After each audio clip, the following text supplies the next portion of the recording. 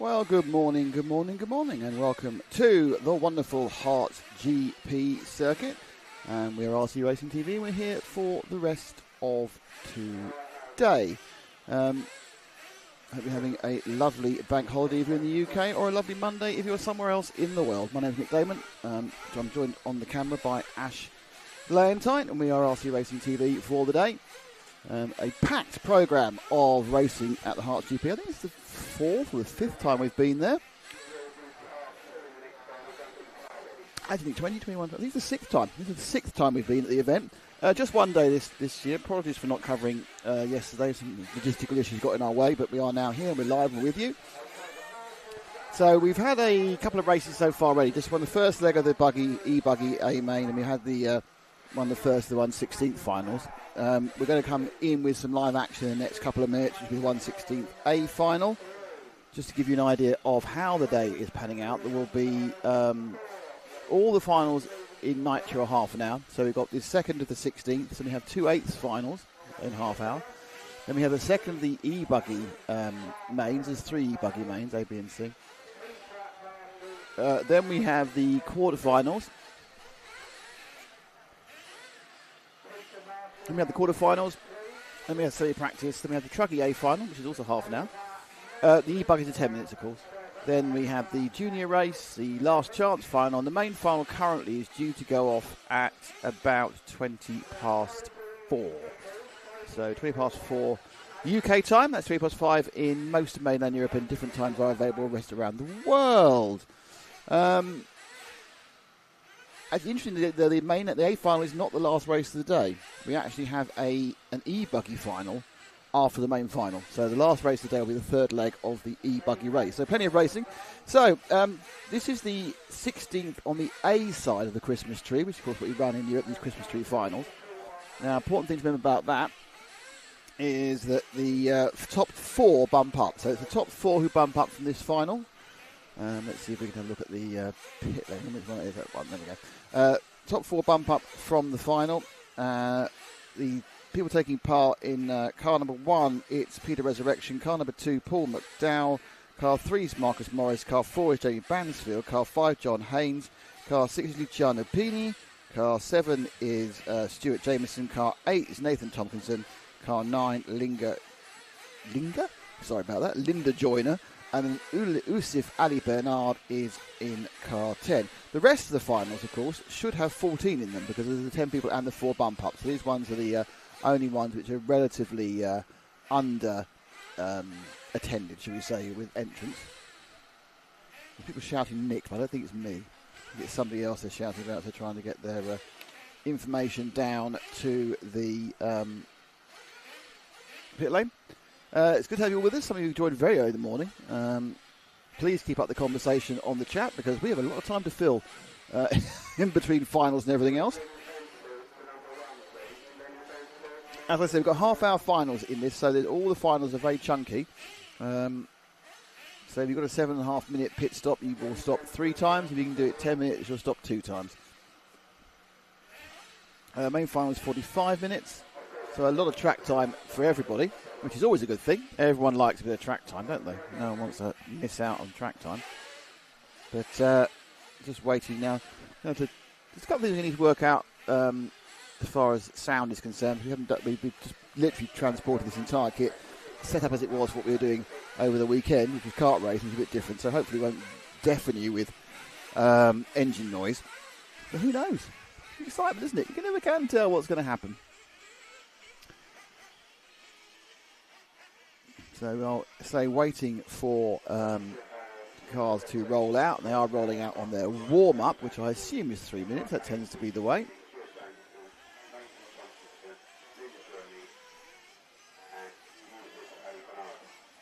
Hello to all you on Facebook as well. Got a good sprinkling of people on Facebook.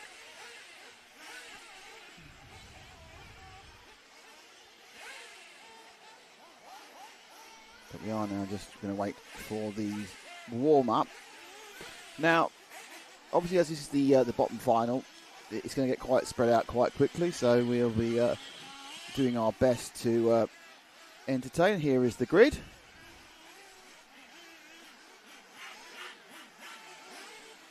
I said Resurrection, McDowell, Morris, Bansfield, Haynes, Luciano Pini, Jameson, Tompkinson, Linda Joyner, and Yusuf Ali Bernard. The 16th A final. Oh, a bit of Alexander Hagberg. How exciting. He pops up behind the Herts RC models. There's a 1 in 4 chance of getting certain people, 1 in 8 chance of getting other people. Apparently I'm not in it yet.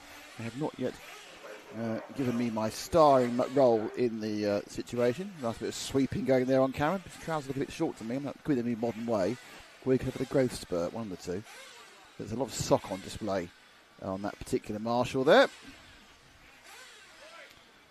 So we're waiting for him to get brought out. There's a lot of revving. Good luck to Marco Paul, who I assume is Paul McDowell. He's in this one. No, it says Kyosha next to him. Good luck, Henry Tompkinson. It's Nathan Tompkinson's in this race. Let's go, Linda Joyner. Nitro Nanny is her name. Only grandmother in the UK racing Nitro. I can't believe that's true. I'm sure there's another grandmother somewhere. Right, cars being brought out. Let's have a look down on them.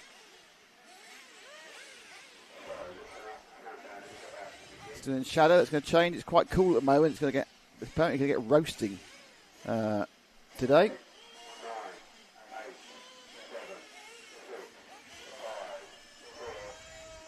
Oh, bit of a shake there on Peter Resurrection's car at the front. So it's 4th and 5th is important, but I think because they're going to spread out this particular one, we'll just kind of look at the cars, and also obviously we all need to work out where the track's going, because this is my first view of cars going around the track as we've been here and setting up, and of course it's a very, very different circuit to the one to the one we've been used to over the past few years, and I wasn't at the over 40 final. 2 cars there not quite enjoying themselves, man, upside down.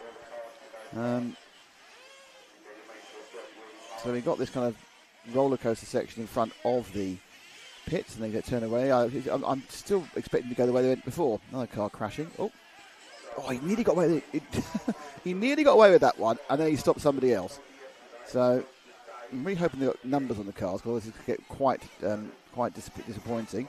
Oh, the car slowing down. So we've decided this green and red car is our hero as such.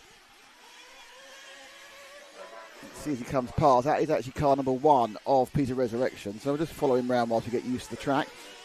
So down the main straight, and then got this bank left-hander. It's like a berm, actually, isn't it? So they go around the berm, make the hairpin. At the far right of the track now. Well, there's some reasonable flat bits, and then you've got a light double there. And they're switching back here before they go over the AstroTurf roller coaster. Whee! And then come back again. There's this shorten back again. You can see the oil that's gone down the track to hold it together, that dark coloration. Top left in the middle of the circuit, and they're going round now around the top. And they go all the way to, is that the far end or the middle end? Yeah, it's the far end. They go all the way to the far end and then come back round again. Yeah, that's the interesting, that's very different at the top of the track. I must get used to that. I was watching there and going, why haven't they turned left yet? And then it's that famous tiled section that the Herts Nitro always said. This is now very, very quick. It used to be a 180 came back. Now it's just a berm. So Peter Resurrection. He's currently in second place. I think Marcus is leading the 3. I'm not sure that's the 3 just gone past. This could be a battle for the lead here. He's very excited. I think he is the 3. So we've got a battle for the lead. Not that it matters, of course. Stick with the white car now. We've given Peter a bit of time. Which is the white car's Marcus Morris, who officially, according to this, hasn't got his chassis down. So they go all the way over the back now, which they never used to do, and then they come back into the sort of stadium section. It's got the tile section really. I need to work out where the second camera is, because I haven't worked that out yet, because we've got the selection of views. So a couple of minutes down. Where is the bit? Ash has been busy like a little busy bee setting up cameras. I'm not actually sure where this second camera is, which is slightly concerning.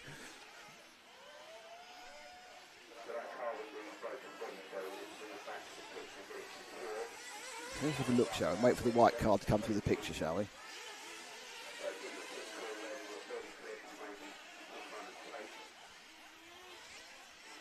Okay. Have I missed him already? Okay, he's beat through already. Okay, that's not worked. I'll find it in a second, don't worry. Oh, it's there. No, it's not. It's there.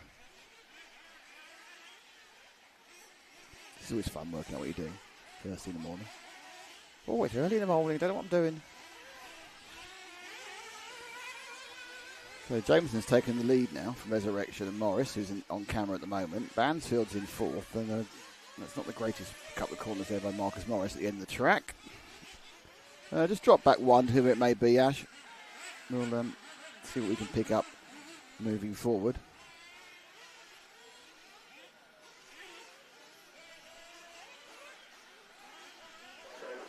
There we go. Not sure who that is. I'm going tight with the number. Slow down very heavily in there just before we get this left and the right. Conveniently, his number's on the wrong side of the car at the moment.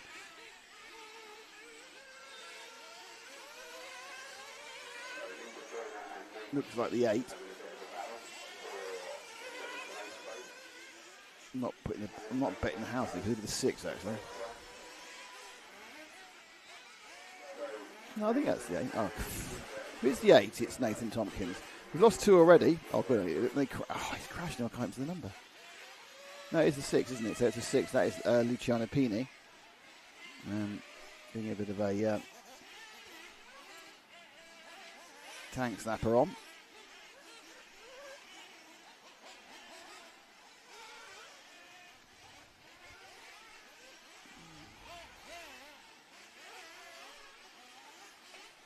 Comes over the line. Currently scored in 5th, so there or thereabouts. Looking to bump up with 5.5 minutes left to sorry, he's gone. Where's Joel Johnson? I think he might be somewhere in America, to be honest, June.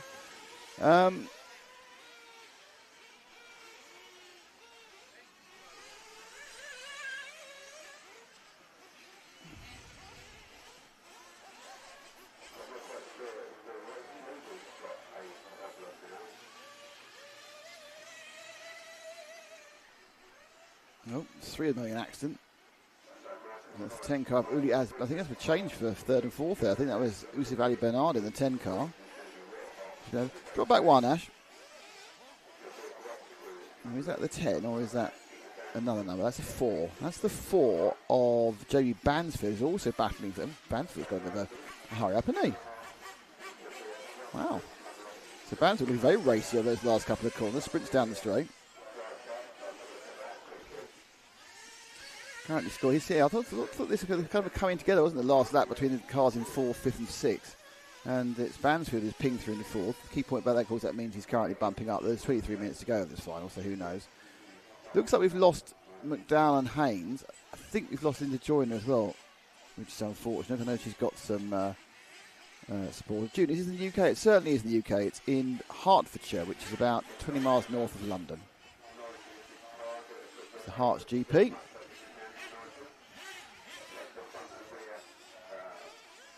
I really wish I knew where that second camera. I'll never work out where that other camera is. It's very difficult.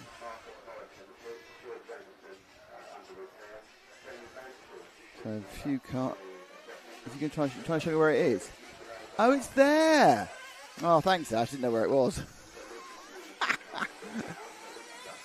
This is right. Thank you. This is the help old people need. They need their cameraman to show them where the other cameras are. Oh dear, who's that with? It's the 6 again of Luca Pini. Okay, it's not. I think we've lost 3. I'm not quite sure. Let's have a look and see what the work on the pits is like at the moment.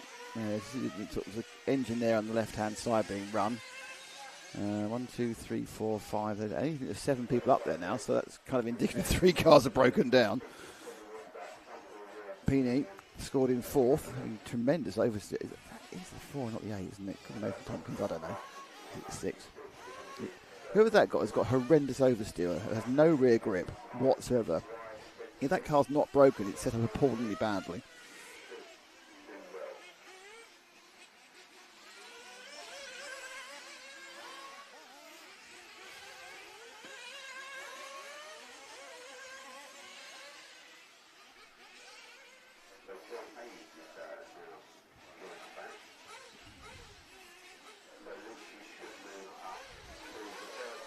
Oh, chance for a bit of pit action. There it goes. Picked up by the man with the green shirt there. Fuel dumped in. Looks like Linda's rejoined the race. Well, she's trying to rejoin the race, so pointing up and down what the problem is for the number 9 there.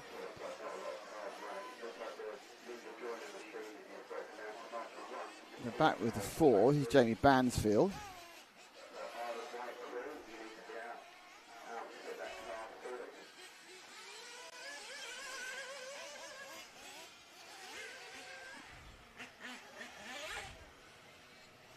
Why does the UK have so much RC compared to the US? I don't think we do. By any means, I think America has loads of RC. Perhaps we just cover more of it.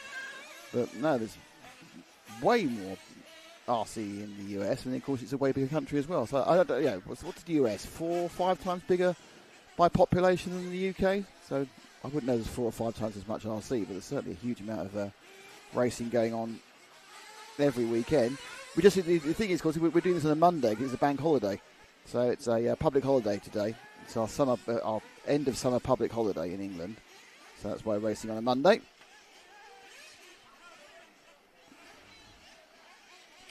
So Bansfield is second at the moment. Pinney's third, and he's got a decent lead over Usavali Bernard. See if we can have a look. How many people running at the moment? There's 1, 2. I'm not sure Pinney's running anymore, actually. 1, 2, 3, 4, 5, 6, 7. Not really 6 cars running. Not quite sure. It's all going a bit unfortunate at the moment for several people involved.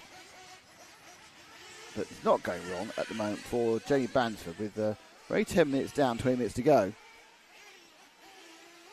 So this could be quite a long race. Oh, because there's only 2 cars. And Opini's on the lead lap. There's only 3 cars sort of on the lead lap. Opini's actually about a lap and a bit down. There's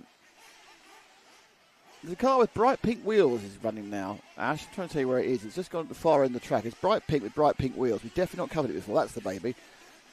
I'm wondering who that is as it goes over the top of the circuit. That's not that camera either. Is it this bit? Oh. Oh, it is there. There we go. So this is pink. There it goes. Coming around here. And it goes into that section. There we are. And that is very carefully driven. I believe that is Linda Joyner in the 9 back in the race again. So this is Granny Linda. I suppose you wouldn't be called that. Sure, that's RC's Granny. Hello, Chris Willits. How you doing, mate? One of the RCTV heroes.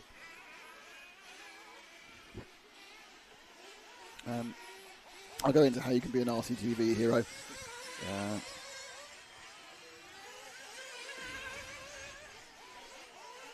Oh, let's try a replay. So I haven't done the replay yet. So it's time for a first replay of the day. With my new replay wipe I've just used for today.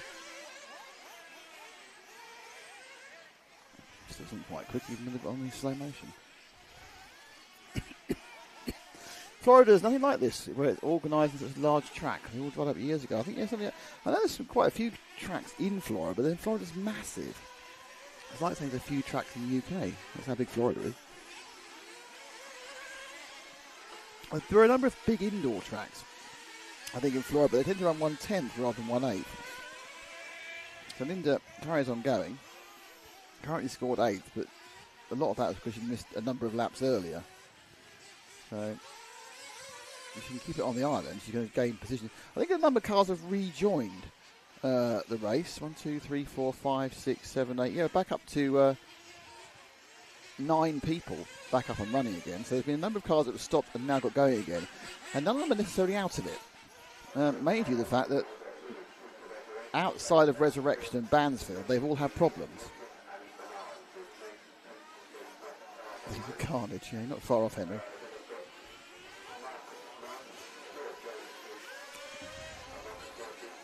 Nope. Nope. Linda's coming off with some strange angles here. I mean, I think, again, you don't know whether there's actually some issues with the car.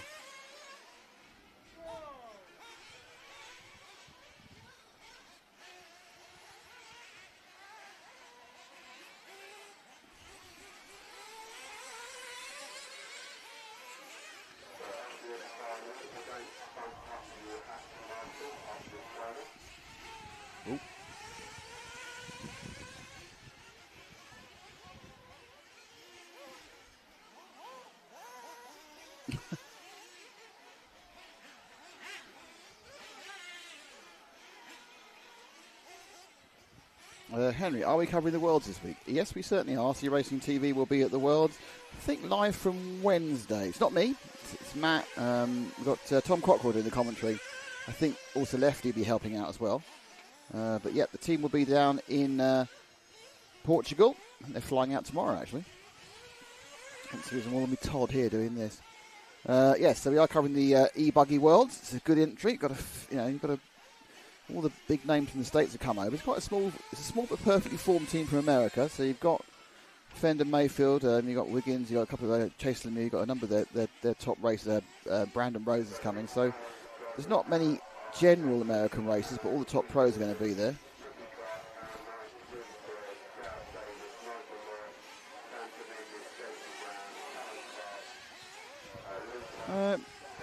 Did we find somebody else, Ash? Just while we try to work out what's going on.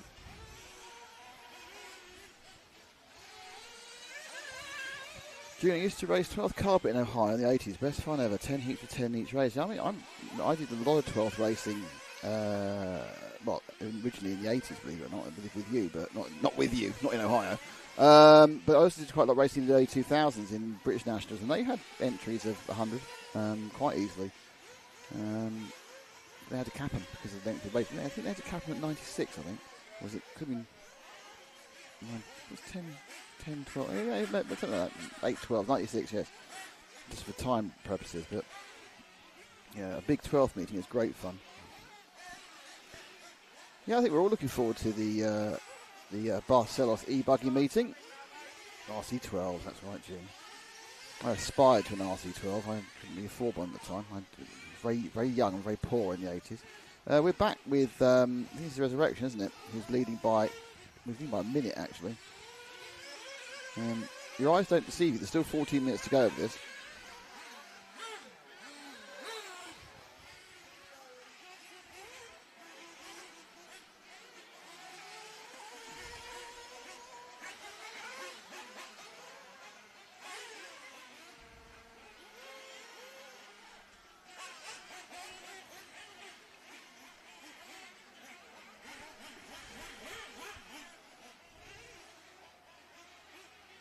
So it's Pini and Usif Ali Bernard who currently have the next bump up position.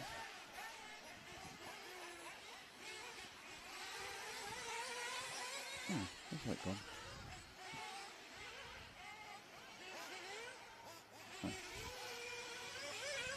The only person not running at the moment is Stuart Jameson. I think Paul McDowell didn't really start. So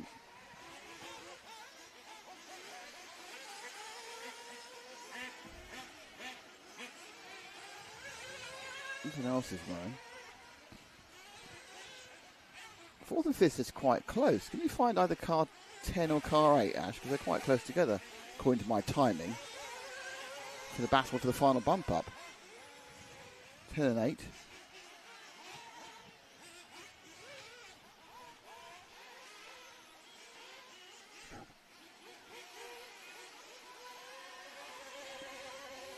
This is the good thing, but I have no idea whether this is 10 or 8. But that's 8. It's very well written, that one. So that is the 8 of Nathan Tompkinson, currently scored in 5th. So not bumping up, but not massively behind Usif Ali Bernard. Last time round, still get the gap when they're more than a lap behind, but he wasn't particularly far behind. In fact, he's not far behind at all now. He's gone past Bernard. So whilst we were finding him, there's been a change of position. Bernard's broken down. He's overdue. So Tompkinson now takes 4th place and is bumping up to the 1/8 final, which will be in about an hour and a quarter's time. Oh, don't break your car, though. Have a look at what happened to him there. Oof. Off and upside down.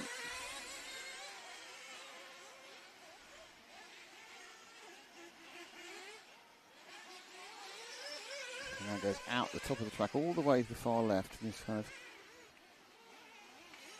turns back on himself.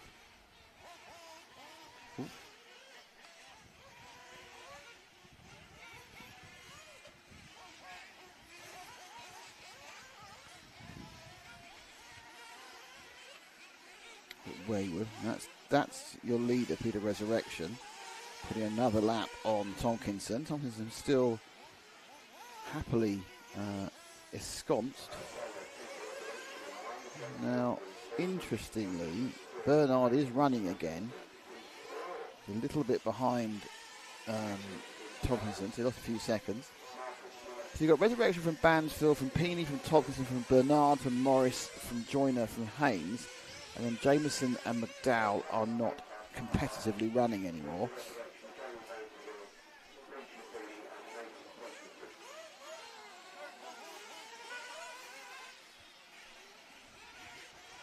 Tomkinson is about 17 seconds ahead of Usif Ali Bernard overall. Comes the end of another lap.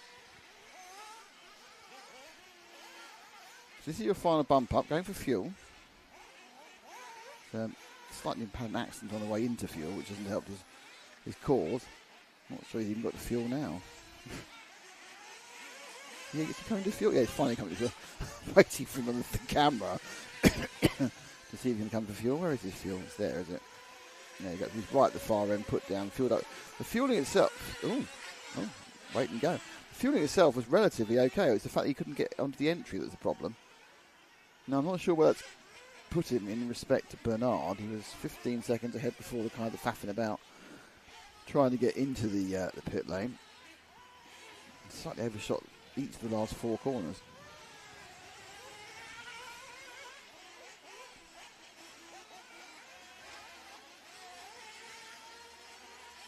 So when they come to the line in a second, we'll see what the gap between Tomkinson and Bernard is. Oh, Bernard puts in a... Oh!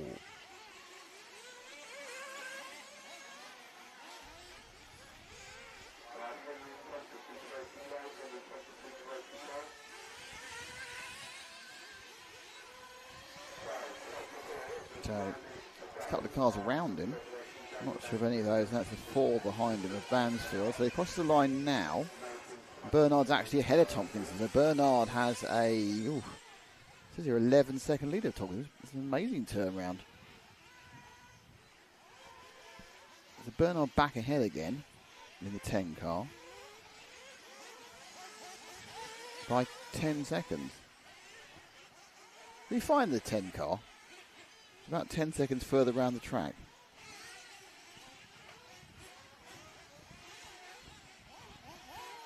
Probably best to wait there and hope for the best. There's the 9 car there. Bernard's in the back end of the lap now. We'll find him in a second. He's going to come across the line any second now. Who was that? Well, he's one of these two, is he? So he must be the green one, because you know he's not the... that's Bansfield white car. So here is Usif Ali Bernard. Towards the far right of the track. So yeah, so he's now got 7.5 minutes to... it's not the track. To cement this bump up. He's certainly reinterpreted several parts of the track at the earlier end around. Last time round, the lead was down to 9 seconds between Bernard and Tomkinson. Now, obviously, we've seen Bernard's not had the cleanest of laps, but we can't see Tomkinson, so we don't know how clean his lap is. Certainly, there's only 10 cars. They've worked the marshals hard. 8 cars rolling. Nope. No, this is going to be a chance for Tomkinson to get... Now, is one of those 2 cars Tomkinson is the question. Has Tomkinson gained back the bump up? 7 minutes to go. I think that was him upside there. It is. That's Tomkinson, Bernard there. The white car is Tomkinson. They've had 4 accidents with themselves, those 3 cars, in the last 2 corners. And they're right together. It's just changed again as Bernard's got stuck against the pipe. So it's now changed. Tomkinson's gained that all back in a very sketchy lap for Usif Ali Bernard. Not all of his own doing, in fairness. Some of it's a result of... well, it was a marvellous spin there. It's a 5.3 from the German judge, that was. As a result of other kerfufflage with other cars. But the net effect is, he's absolutely having a nightmare. So Bernard's really not enjoying being on camera here. Which is Slightly unfortunate.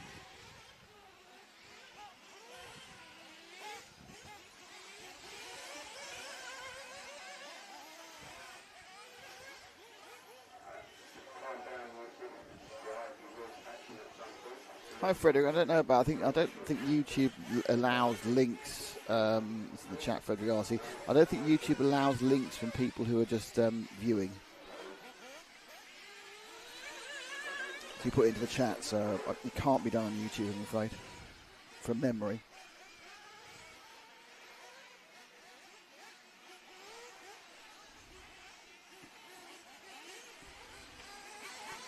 Coming for fuel. Let's see if we can get in a bit more effectively. Nope. No. It's quite tricky. I remember this before. The pit entry is quite tricky. In goes Usis Fuel. His last one. He won't stop again. Now he's quite a long way behind from Nathan Compton now, because he was already 16 seconds back and now he's made a fuel stop. Doesn't mean he won't bump up, because anything can happen in the last 5 minutes. Anything. It could be an alien landing. Anything could happen.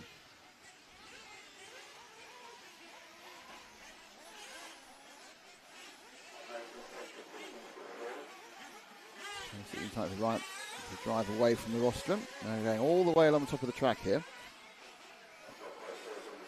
Turning back on himself.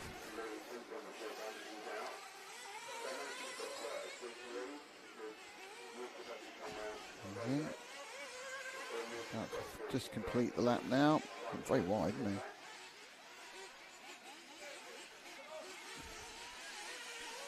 So Bernard, who's in 5th, is 30-something seconds behind Tompkinson, so it's gone wrong for him. It was going okay. Bumper-uppers are Resurrection, Bansfield and Peeney. Non-runners are McDowell and Jameson. The rest are all running at various different levels of competitiveness. See if we find number 8 is coming into the lap, Ash. Who's the other person in the bumper? I think it's the all-white one, I think, isn't it? It's the 8. He hops around far loop. I think it's coming over the line now, I think. Over the line now? Is it 8? It might not be. It might be. There's more than one all-white one. That's thrown me straight away. Oh, it's Tompkinson's overdue. He's had a bad lap now. There he goes, over the line. I wonder whether he took fuel, because he's quite a long lap on that one. Oh, the gap's down to 4 seconds. How exciting. Tompkinson is 4 seconds ahead of Bernard, or was as they crossed the line. Obviously been 2 corners since then.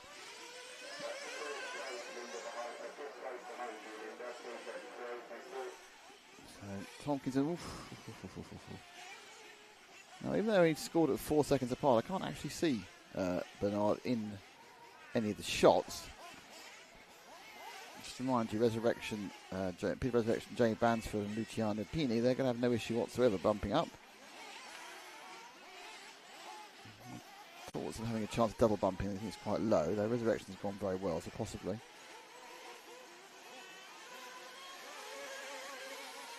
Oh, it's off the track, gets marshalled. But Bernard's not in the back of the fray. I think Bernard's having a bit of a struggle as well, to be honest. So across the line now is Tompkinson. Let's see how big his lead is. We'll wait for Bernard to cross the line, but Bernard's overdue.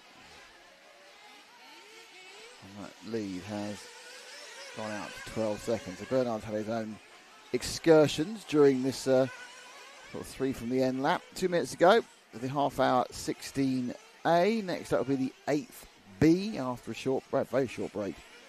And then the 8th A.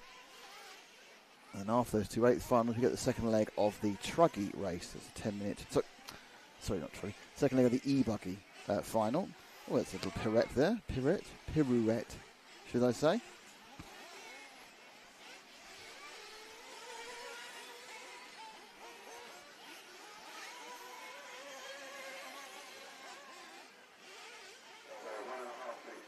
Hello to Lutach, how you doing?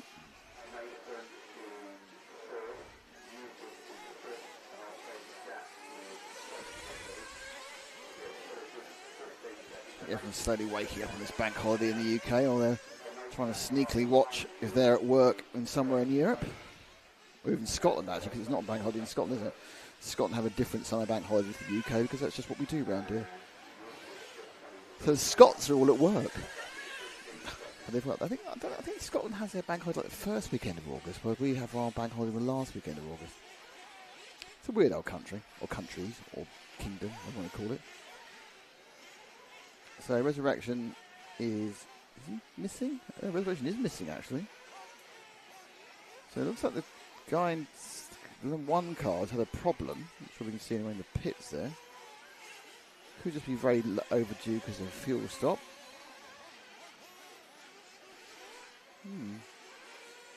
But I don't think it's going to really matter because he's enough laps ahead. That's the number one car in second place. He's enough laps ahead for that not to matter. But that red next to his number means he's currently not running. Peeney's also massively overdue as well. So there's been again, none of this is really going to affect anything at this point because even if they don't act, the Peeney was just late. Resurrection has definitely stopped at this point. But as you can see, with only 2 seconds to go, the worst that happened for Peter is he is going to drop to third, even though he's not running at the time. There's no rule, like there's at Le Mans, where you have to be running at the end of the race.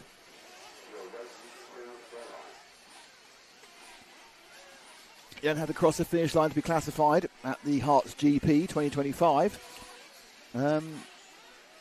However, you do have to... might take the start. But anyway, so Jay Bansfield is going to be scored as the winner because Resurrection, who went really, really well, has broken down, but luckily near enough the end to still bump up. Luciano Pini is going to come in third. This man, Nathan Tompkinson, just needs to kind of navigate the next three corners, and he will be scored in fourth as time is up. He qualifies. Someone's walked across the line there, weren't they, with the Morris, possibly. So yes, it's Bansfield from Resurrection from Peeney, from Tomlinson from Uzif Ali Bernard, who's the first person to miss out. Obviously, of course, might be a situation where someone gets kicked out in scrutineering. Possibly. Let's find out. Anyway, so that is where we're at for the 16th A final. Here's the results. And Resurrection qualifies despite not running towards the end, or even quite close to the end, to be honest.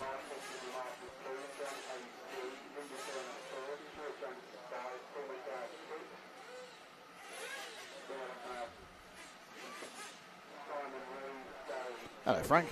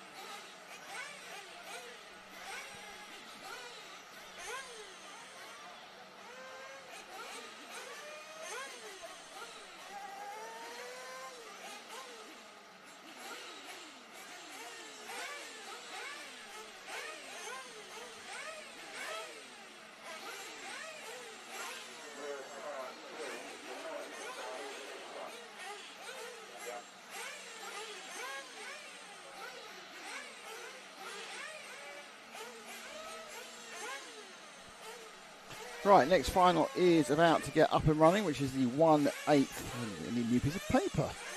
For it is the 1/8 B final.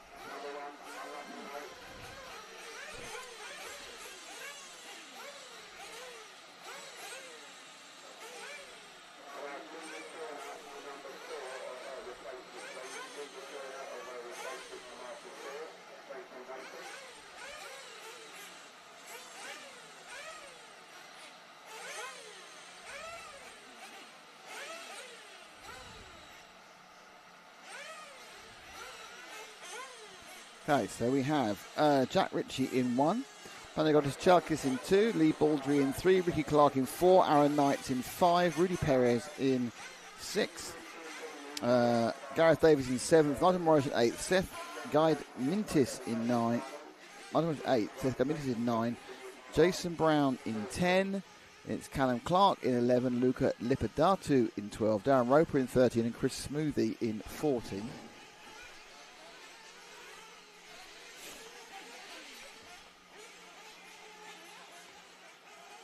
That just remind you that is top 4 to bump up.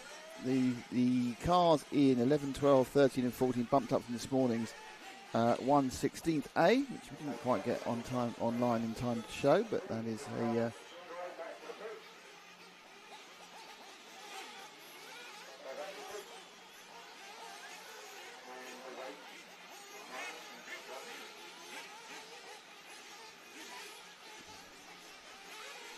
there's a grid for you. Someone else, I've read it out, but it gets printed out for you as well.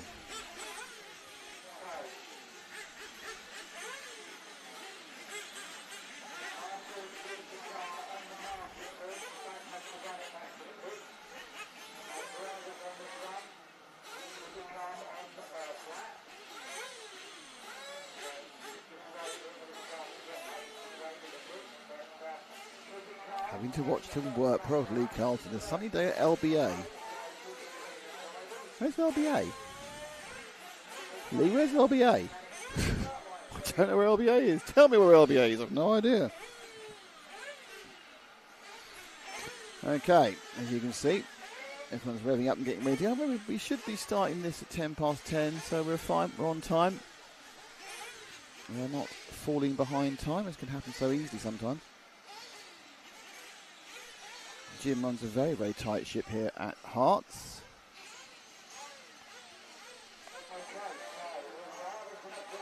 The track is open for practice. The track is open for practice most days, yes, Frederick. Most days the track here at Herts is open.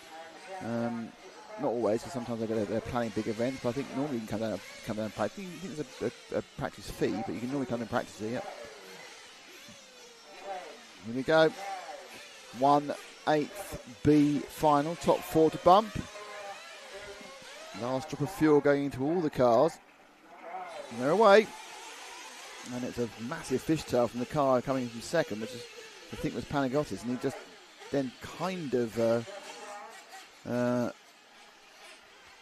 got in the way of the car in fourth. And Bart's overtake jump there by Panagiotis, trying to make up for it. So immediately this bunch look a little bit more at home on the track than the people we were watching earlier. Panagiotis in third in the 2 machine. That's that bright yellow and orange car.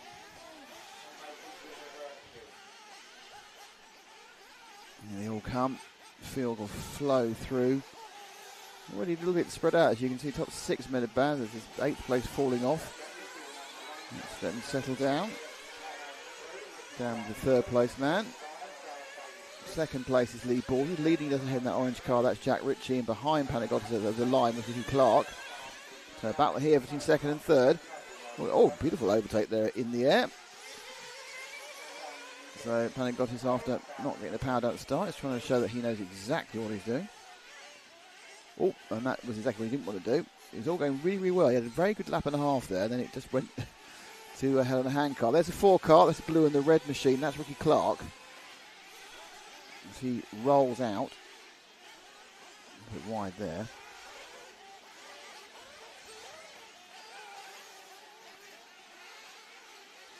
Some more Marshall-based adjustments. So Baldry, it was Ritchie just who got Marshall. Ritchie now ahead of Clark, 2nd and 3rd. Baldry's gone through into the lead. All settling down now. Seem to have got everyone rolling, which is pretty good.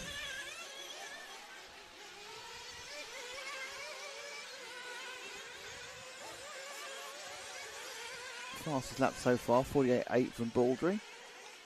Look, Chris Smoothie may be out of the race with the WIRC. He's not currently running, as the Marshall trundles off to try and pick up another stricken machine on its back. Turn Turtle. Is the 8 car with? Who knows? Could be the 8 car. If it is, it's Nigel Morris. He's a lap down.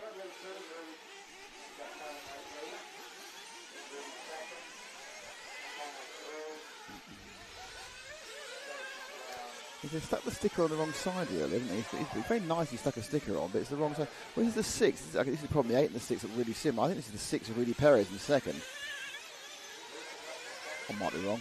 I might be wrong. I don't know. He's off the track anyway, where it is now. Back on the track again.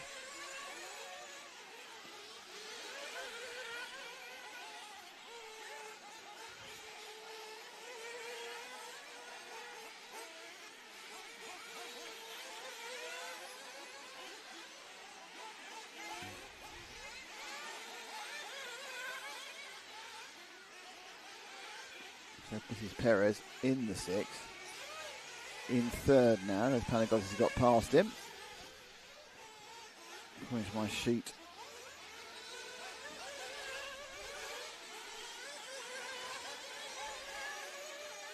Perez on a Mugen Seki according to this. It isn't necessarily 100% accurate, but when he first registered for this situation in Mugen Seki, he may well have changed since then. If I can only go on what I have written in front of me, because my basic, it's very hard to identify the different 1/8 models unless it's in the Garmin, because you've got a low down front end. The rest of them all look very similar from a distance.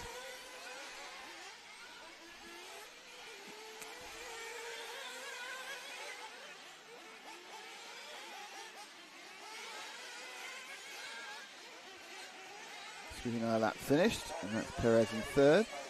Just waiting for the next car, Ash. Let's see who turns up. I think it should be Jason Brown in the 10. No, it's really Jack Ritchie in the 4th, in the 1 apparently. There we are.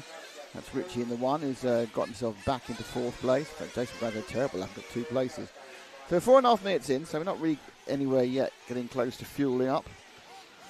That's not done him any good. So that's going to drop Ritchie behind Davis, I think. As you can see by looking at the gaps at the front, it's all spreading out. Aaron Knights already is 45 seconds behind the leader.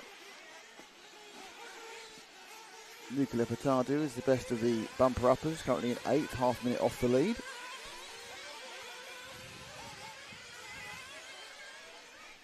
As always happens with Christmas tree finals, they get closer as they get quicker. Talent pool spread is less and less.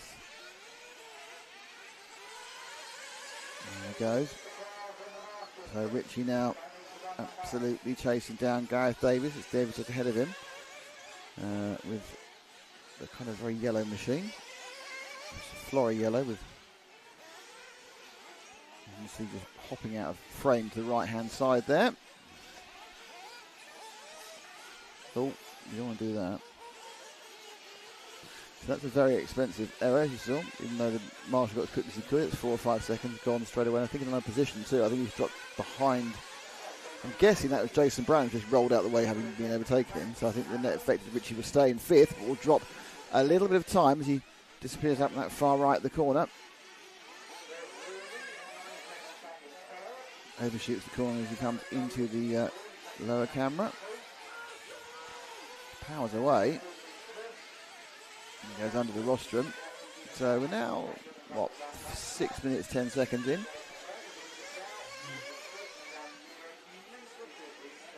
$24 to go.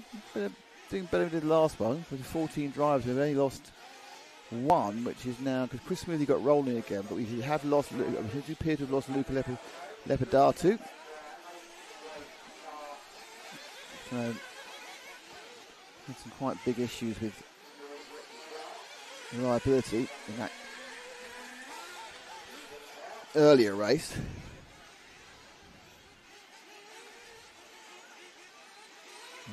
Left looking. Oh, he's just tipped the 14 of Chris Smoothy there. It wasn't deliberate by any means.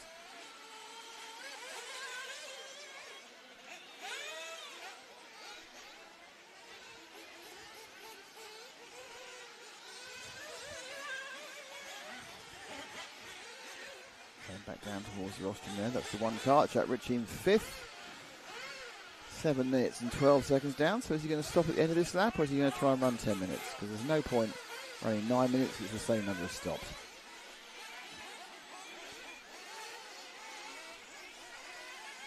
Oh. A bit unlucky there. Wasn't quite able to get back the right side of the pipes. Just dug himself in rather than hopping over. More haste, less speed, I think would help Profit Moment. I think just toning it down by about 5% would probably serve Richie well. And he is coming in as we thought he might be. 7.5 minutes standard stop.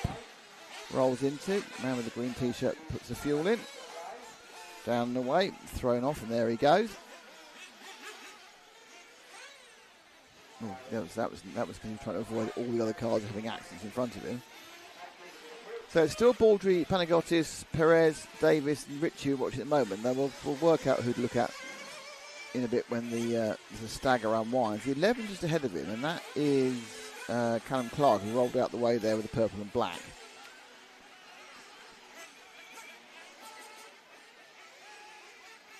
So kind of already, the spread's really kicking in. We appear to have lost two more since we hadn't lost anyone recently. Both Ricky Clark and Aaron Knights. But I think because we're in the throes of the first round of pit stops, sometimes they get this red stop button when they're actually not stopped. They're just delayed because they've taken fuel, so they're going to have a long lap. And it is quite a long lap. It's quite a slow in.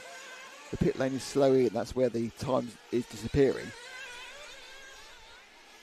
The run down the pit lane and refuel is as fast as any other track, but it's got a very slow pit in situation. There are two bites of the left-hand cherry there, to be honest. So, Richie somehow has pinged his way into third, which is really a surprise. Do seem to have lost three cars now. They seem to have lost Ricky Clark, Aaron Knight. No, as I say that, Knight's got going again. So we've lost Clark and Luca Epidatu.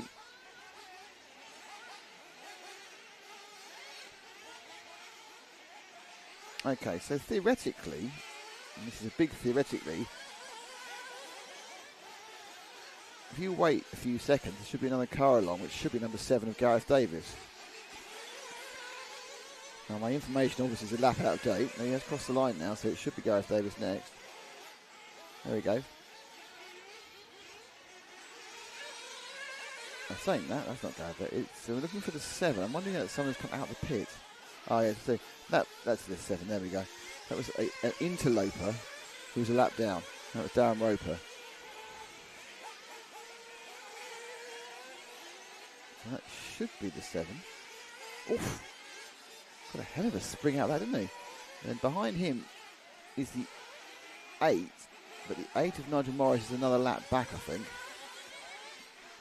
It's a little bit confusing now they're running over multiple laps. But this is certainly the 7 of Gareth Davis in 4th, currently bumping up.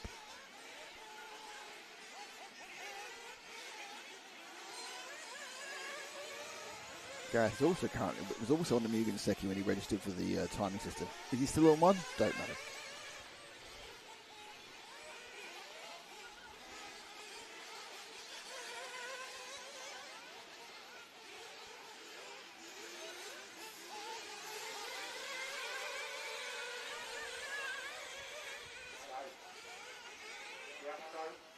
Seen a couple of 46-second laps in this one, but the best lap from Gareth Davis is 47.8, who you're watching at the moment. That kind of slight overreach where the car bounces and loses its rear end.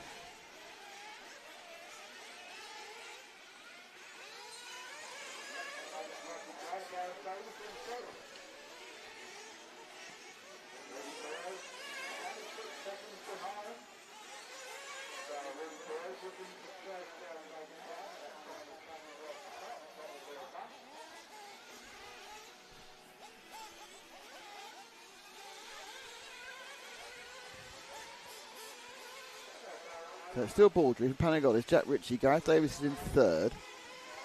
So 4th. Then Rudy Perez, who's 6 seconds back. Sam Guide-Mintis is running in 6th. Let's just drop back 1 and see what happens. We've got 18 minutes of this to go. Always a lot of search for the car. And that is the 6 again, isn't it? That is Rudy Perez running in 5th.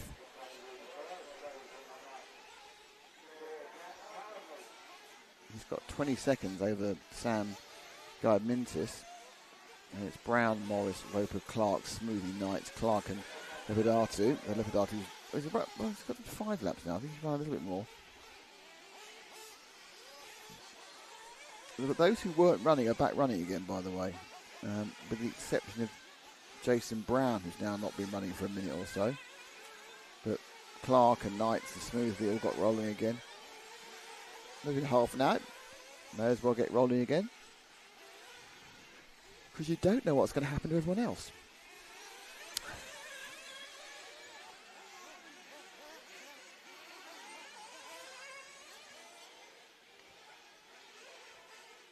So Perez remains in 5th place. Wasn't he particularly quicker or slower? 49. Well, he gained 3 seconds on Gareth Davis that time. He's a 49 to a 52, but most of the gains are a number of minor errors compared to your driver you're chasing.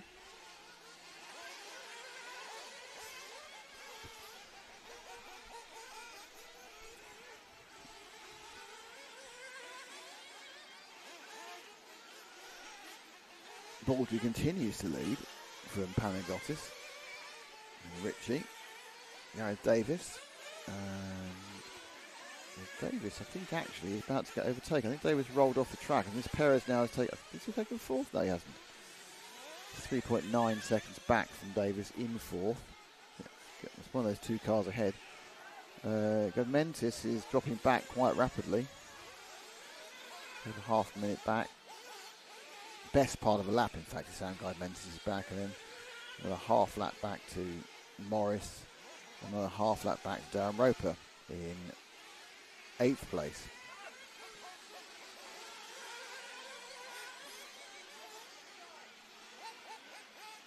So I'm not sure whether this is going to get a bit closer now. It's not going to get close if he does that, so he's got away with it.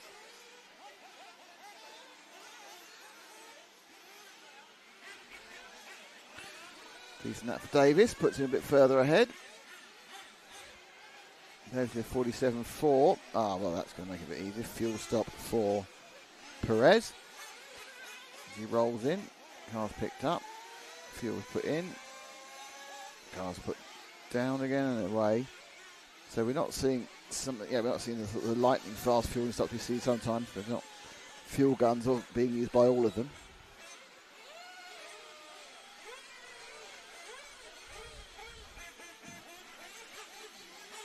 So annoying. Those little run rounds, you get stuck slightly on the pipe. It's so annoying. It's one of those things where the time lost compared to the accident it was, or the error it was, is completely out of whack. So Perez remains in 5th. Well, I say remains in 5th. He hasn't actually got to the point where everyone's now stopped. See if Perez can do anything about it. He's hopping about with him, upping on top of it actually. Let's have a look. He's going to cross the road now.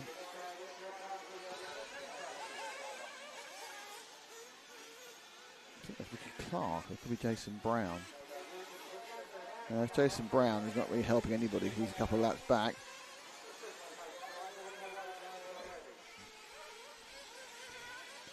Luca Lepidati's got going again. So there's a lot of attempt to keep all these cars running.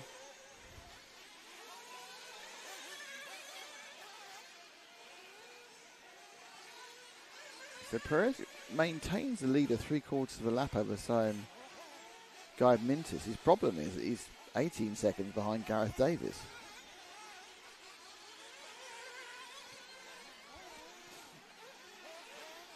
Still halfway to go, so it's under half the race to go.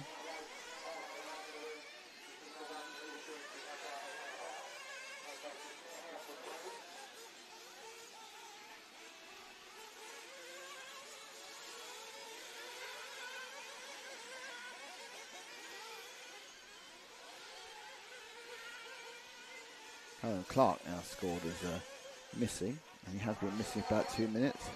Let's just go and look at somebody else for a bit, Ash, because there's not much happening, and this is just a kind of a thing. So long you can look at one particular orange car, isn't there? I don't really mind who it is, to be honest.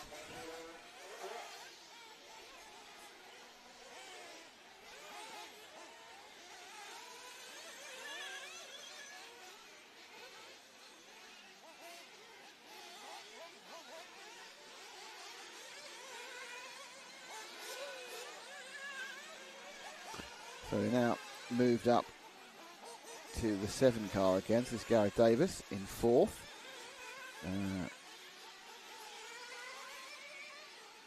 Certainly the guys who are doing the marshalling for this heat and the previous heats are getting a bit of a workout. They'll get their steps in today. Oh, well, he's going to get away with it. He almost got away with it, didn't he? Rolled, bang, bish, and sort of fell onto the front of the car, but then he just rolled into the barrier. So Davis is a lap. That one was a 58.2. So not one of his better ones.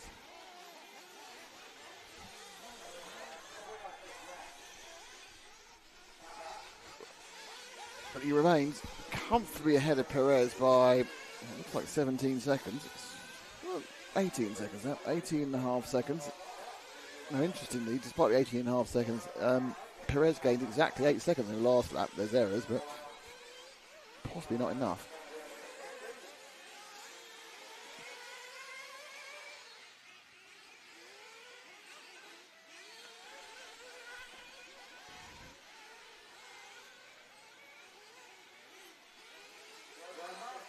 Over the line again.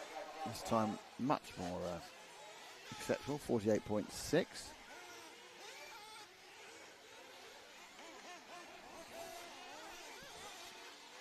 So it's still Baldridge and Ritchie from Panagiotis. Davis, Perez, Morris now is in 6th. He's got past Sam Guidementis.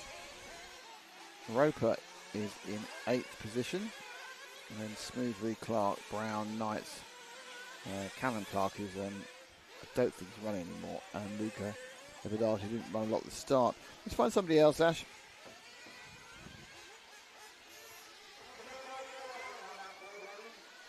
Oh, first driving tidying up. This is the one I think of Ritchie running in 2nd.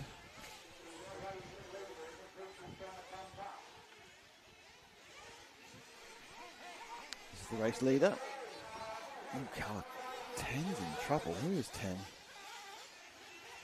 Jason Brown got absolutely told off for interfering with the leaders. I think probably it's almost certainly not. It's wait, not almost. It's certainly not deliberate. Going down the straight. It's a wall which he rolls. Wait. Oh, should have waited there, shouldn't he? Really. He gained a bit of time with that accident.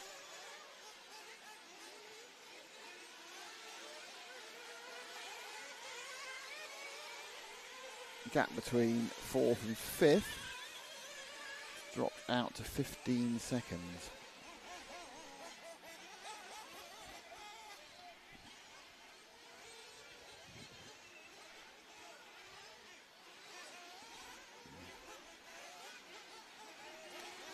Ritchie again kind of took 3 bounces at a go.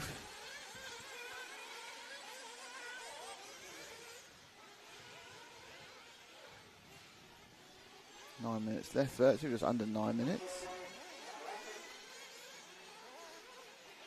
Really, Perez and Gareth Davis are trying to make something out of this. It's not happening, really. Top 2 are quite close together, that matters. There's only a second or so between this man, Ritchie, and Lee Baldry. Can you move forward one? Is that our leader, kind of 3, Ash? Not saying it is. Might be the purple car. I think it is actually, yeah. Oh, look at that. So that's the purple car of Baldry, which was in the Garma when he signed into the system. Looks like in the Garma now, given the lay down front shock. So it's one of the M1s. Nemo. You're actually going full whack round the berm. You don't want to see kind of a car having its own axis at the bottom, thinking about moving upwards.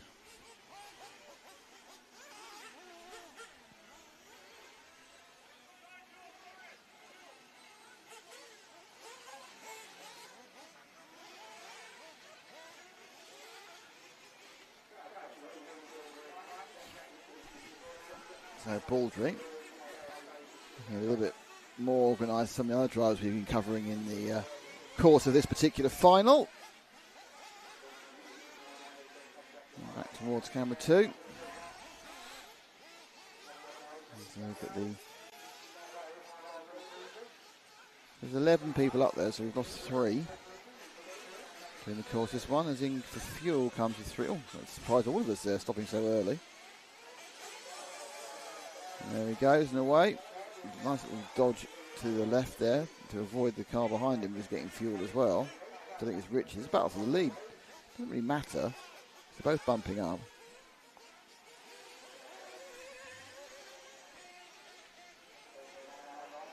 Last fuel stop for everybody now.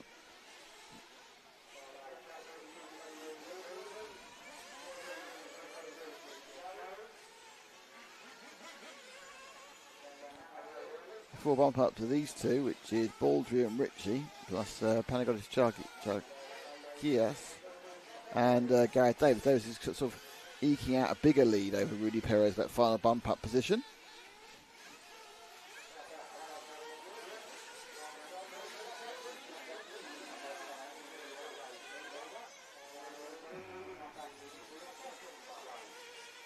We're missing on Callum Clark. Darren Roper is also missing officially at the moment as well, and Luca Vardu. Oh, poor lap for Perez. It's 2 in a row. We shouldn't do these poor laps, going to cost him in the end. No such problems for Baldry. In fact, Panagotis Chalkis has taken over the lead. Top 3 aren't that far apart actually. A couple about 5 seconds. Gap between 4th and 5th, which is the interesting one now, is 37 seconds. So there's a multiple coloured car we've not seen much of ahead there.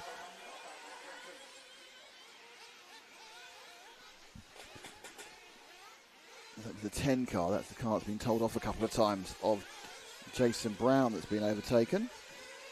Let's go somewhere else, Ash, for a minute or so.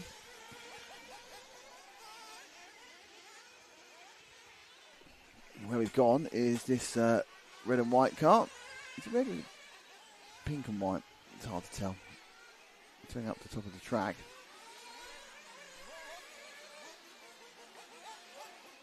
Hops are sort of slow over. There's a bit of AstroTurf. Oh, facing the wrong way down the bottom of the hill.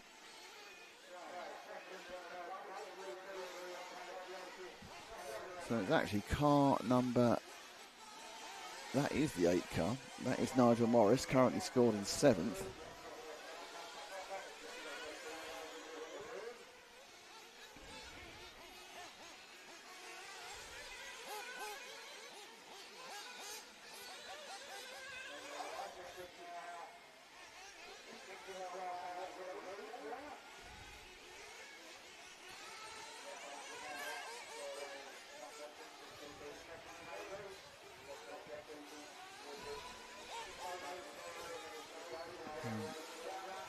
A couple of minutes left or so, or for 4 minutes actually. The gap between the important gap, which is the gap between Davis and Perez, which is the gap between bumping up and not bumping. It's almost a minute. Sorry, it's almost a lap now. So that's kind of disappeared into a non-entity.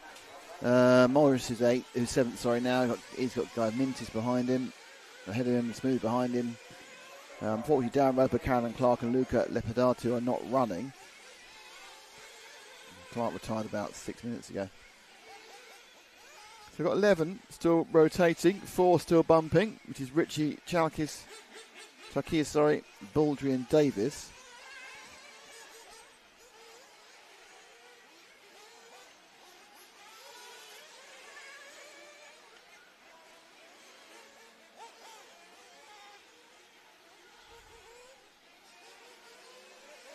Nope.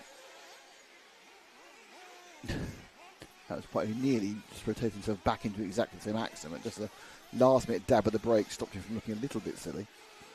Oh.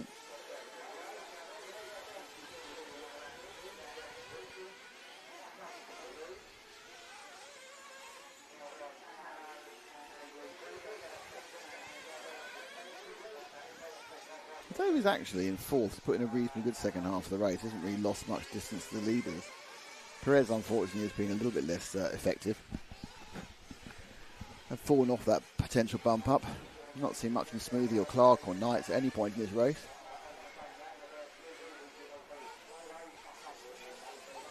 Appear to have lost Jason Brown as well, so we've got 4 who've not going to make the trip at all.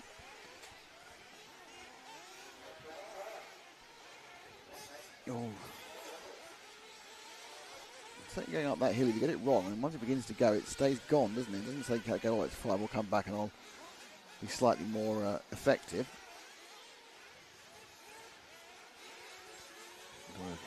Look left, look right. Sort of half loop now back to the timing scoring part of the track. There we go, there's the loop. Fires the line down the main straight. Up and around the berm, up and high. It's a good run, good and quick run. Got to just then work out tailing off the power and the throttle in time for that very sharp hairpin right off the left-hander. 90-degree left hairpin right. Over the roller coaster of AstroTurf.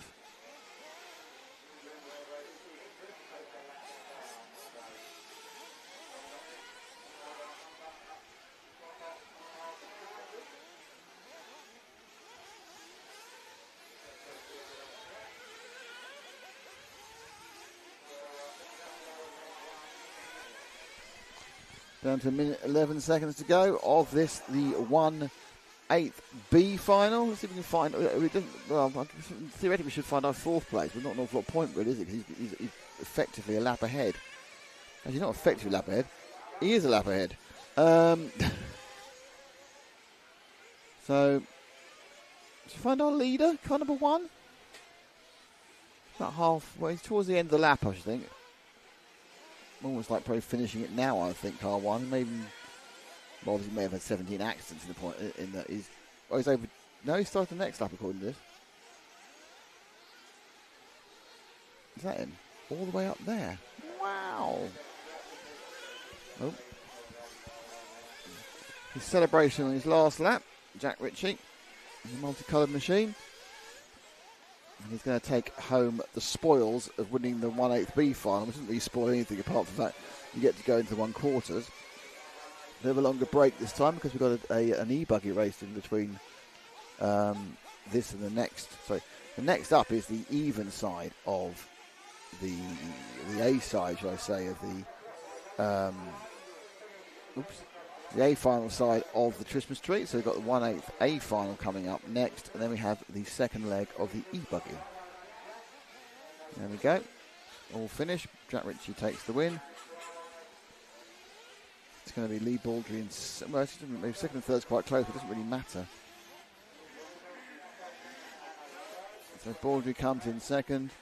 Then he got his Jalek Kias is third. Gareth Davis is fourth, and that's your bump up. 1, 3, 2, and 7. Perez in 5th, Mint is in 6th, Morris in 7th, Ricky Clark in 8th, Chris Smoothley in 9th, Aaron Knight in 10th, and then the 4 cars that didn't make the whole trip was Jason Brown, Darren Roper, Callum Clark, and Luca Lepidatu.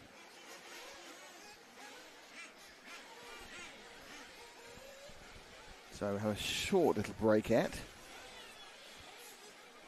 before we move into, well, you can celebrate with the results we've written down in front of you. Short break before we get to the 1/8 A side.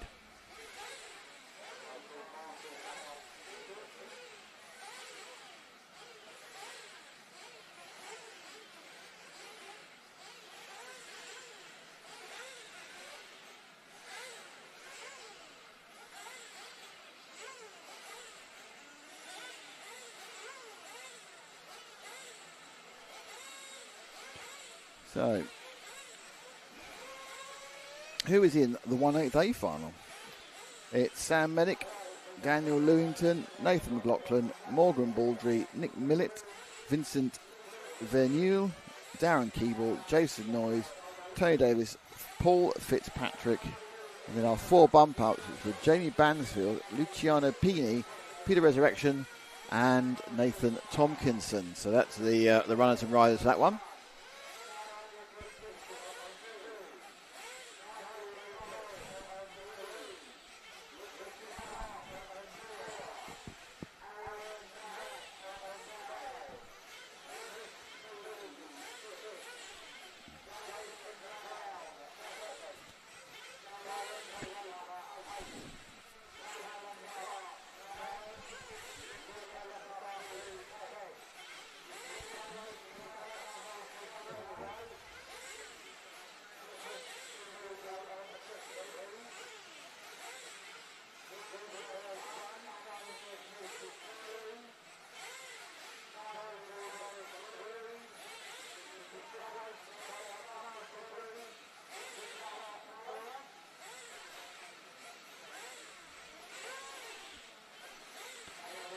We're just getting the marshals out and arranged.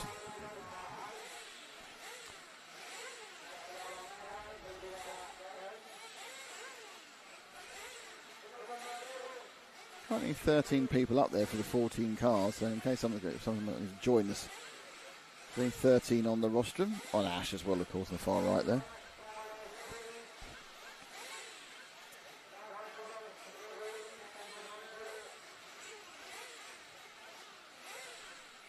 So if that one driver's not taking part.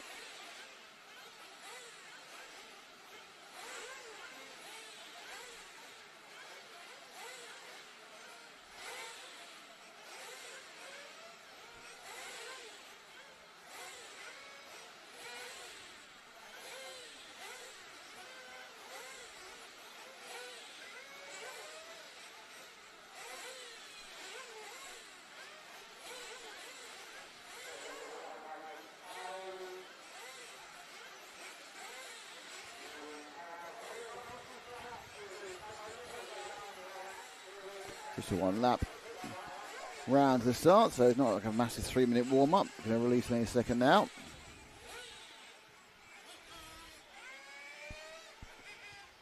Top of the roster still resplendent in the Euro 40s A logoing and banner. Held back 4 weeks ago, won by Lee Martin, who became the over 40s champion. Still very young as far as I'm concerned, over 40. Well, over 60s championship, much better.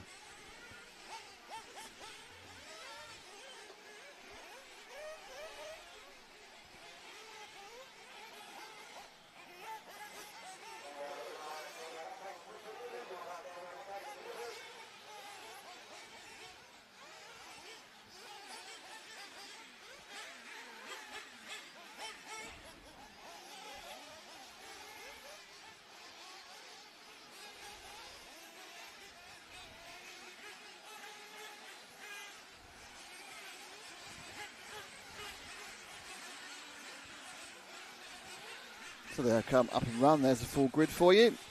It's Sam Minnick, Danny Lewington, Nathan McLaughlin, Morgan Baldwin, Nick Millett, Vincent Vigneault, Darren Keyboard, Jason Noyes, Tony Davis, Paul Fitzpatrick, Jamie Bansfield, Luciano Pini, Peter Resurrection, Nathan Tompkinson. And they're going to walk the cars out any second now. Here they go.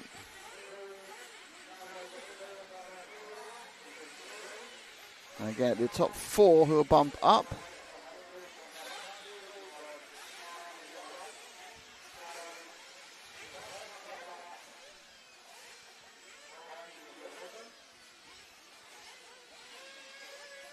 Here we go.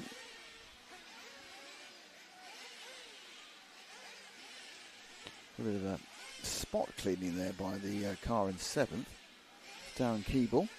Well, not Darren Keeble himself. The person who's missing appears to be our pole sitter, Sam Medic. So we only seem to have 13 in the race, and the person who's not taking up...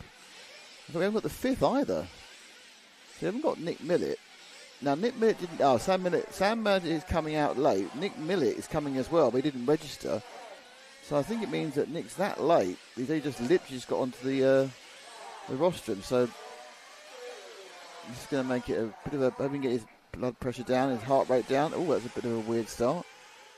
Get away with it. Medic sort of half went early and thought, oh, and his nose upside down. It's not time to crash. So a little bit of a liberty there with the barriers, but that's Medic who is away, and he's done 2 crashes in 4 corners. Some very good stunt reorientation of the car, though. Getting themselves back on his feet with 4 bits of rubber.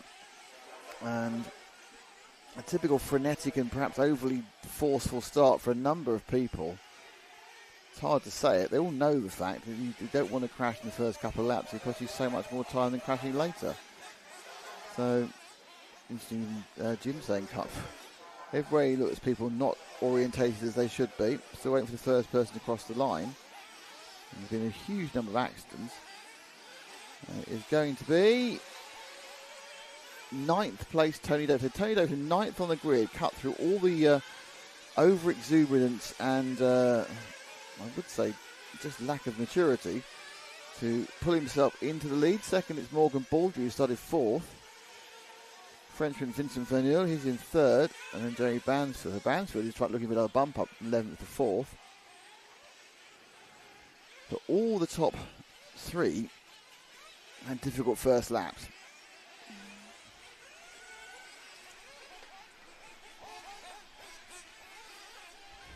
Oh, that was unfortunate. He just kept going bang, stalled himself on the bump. It's quite a convenient break now that Baldry has. Davis had that problem there, but Baldry's put in a very solid pair of opening laps, which is going to give him a very, very pleasant lead. Second place and across the line still. So he's got 6 and a bit seconds from Davis. Keeble 7 down.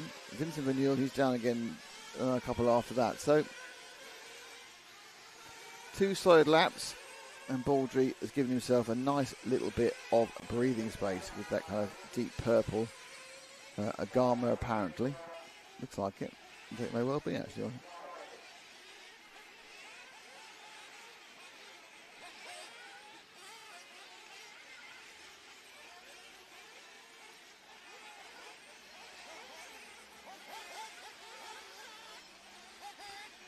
So 2.5 minutes down. Top 4 are this man, Baldry, Davis, Keeble and Verneuil. He's dropped back 1, which is about 6 seconds, Ash, and that should be quite a relatively close fight, theoretically, between Keeble and Davis. Keeble now in second and Davis in third. There they are. And then behind them, it's Medic, who's recovering after a rather too exuberant opening lap. Looks like got problems for a couple of the drivers who have very long laps. They've dropped right back down, including Vincent Verneuil, who's dropped down to 10th.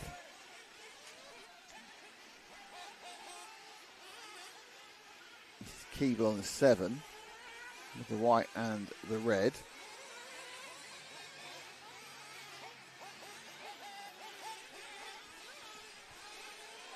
Trying to keep it all 4 wheels on to the dirt. And that'll give them a good. Oh, behind them, there's still micro accidents going on the whole time.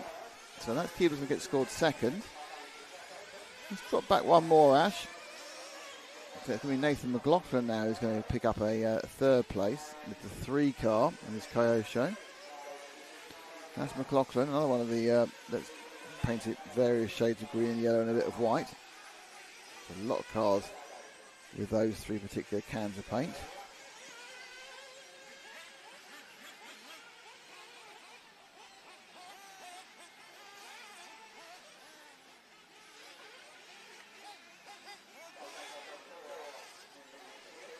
So, 3 cars. Is that a position game? Not quite sure. They haven't quite got the point where they're lapping it. It's coming close though. Let's wait 1 more. Ash, let's see who's going to come next through. It should be.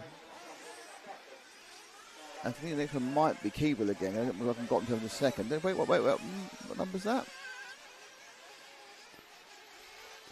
Just want to see if you've seen this person before. Yeah, wait 1 more. That's a 7. And there's our leader, there's our pole sitter. So Sam Medic with the multiple coloured, looks like flame effects included on the body shell there. He's not registered any particular chassis in the entry form, so could be anything.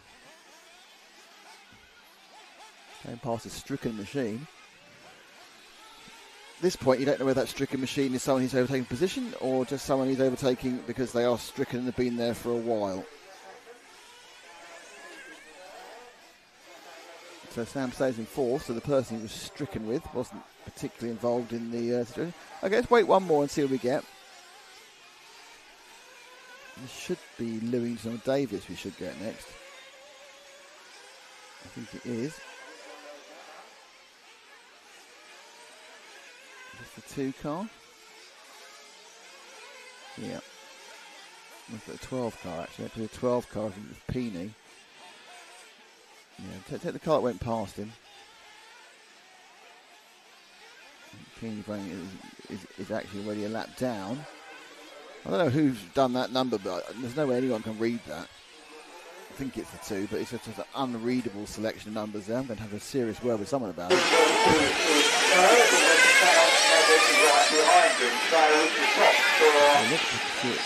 Underneath that is the And that is the group coming into Fuel. So that's going to give us a chance to be the first for Fuel. That's Lewington into Fuel.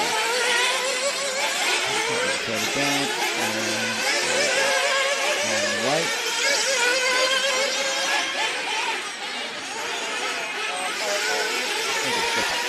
It is a slow pit entry here, so you are going to set the longer pit time, so it will measure the pit entry. Nice pit up, nice view, nice pit down.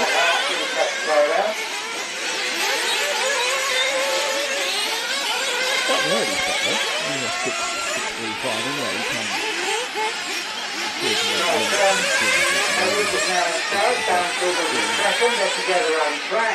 early on.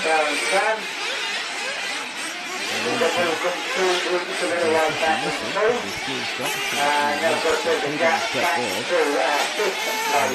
Right up. Now, he needs to 6 seconds to get back up the top. And we've already done one fuel stop. We're running just over 7 minutes. Right, close is still in front.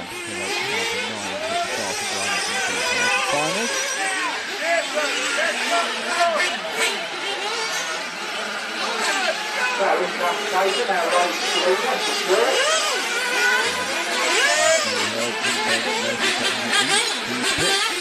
One minute, 1 minute to do.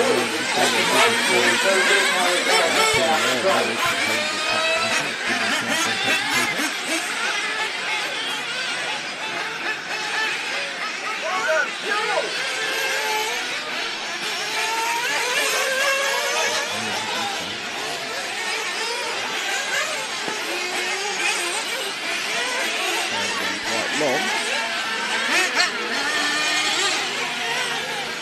Nice and quick behind you. Well done, Nigel. There's a pretty good car there, so we're coming a lot of first race at the moment. So, now back to Northern Baldry there, 9 lap 2. Chance if we get that starting and back out again. Who knows?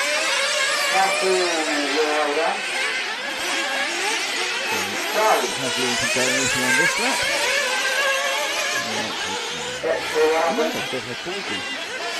Get hot, steady, quick. All the way to Rex, Carly running in 10.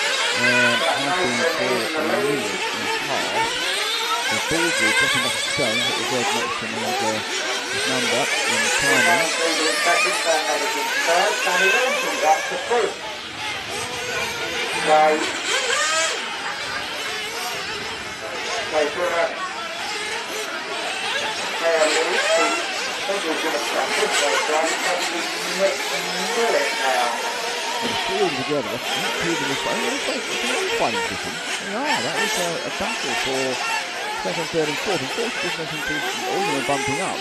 The gap now being fourth and fifth. The bumping and not bumping up. So, getting those 15 closing stages. Now, they're obviously trying to get towards it for all trades. We have got this starting closing minutes of action. Where the bumping usually bump has lots of happened to that last time around. It's now already just about half a minute.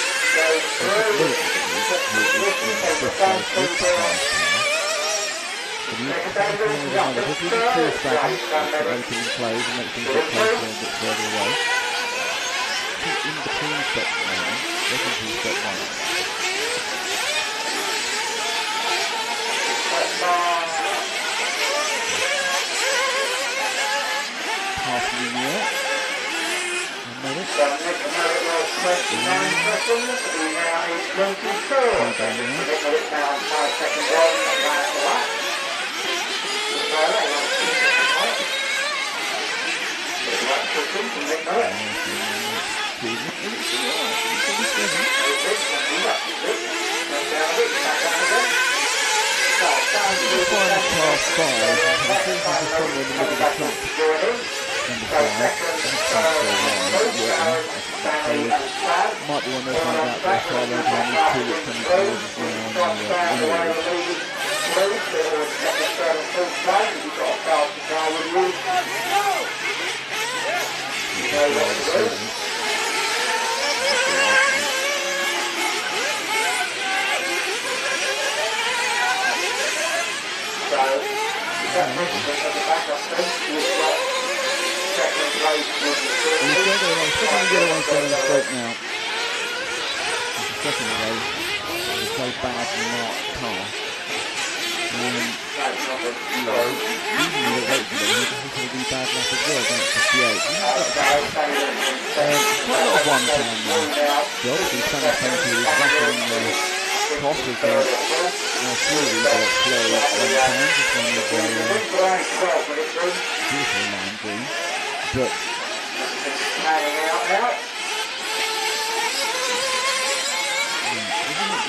But he's a very, very long way behind.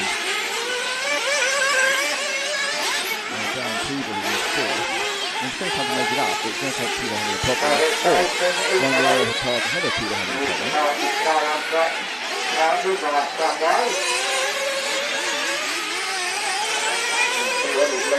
Then maybe closing it down a little bit after George stops at 12 seconds with the gap between Nathan and Sam Medic, 1 and 2.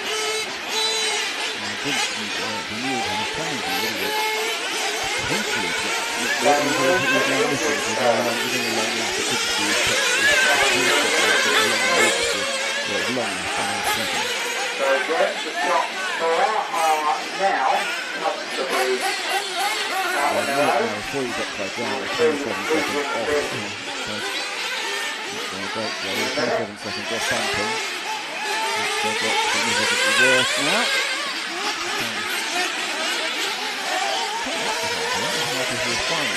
Spreads out. These are very long finals for the lower five, half an hour. We need to get up the skill level and things become a lot closer. Half an hour at this level. Many of these guys have done many half-hour finals with concentration. So think about the pit stop, the number of stops. You stop once, you stop twice. I think they have to stop. You can do it in 2, you do 10 minutes, and you stop it with 3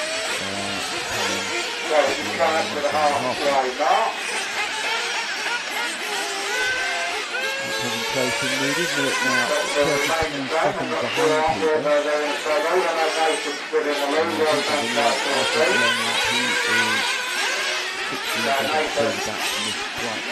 Yellow colour and partly extra. So it's not just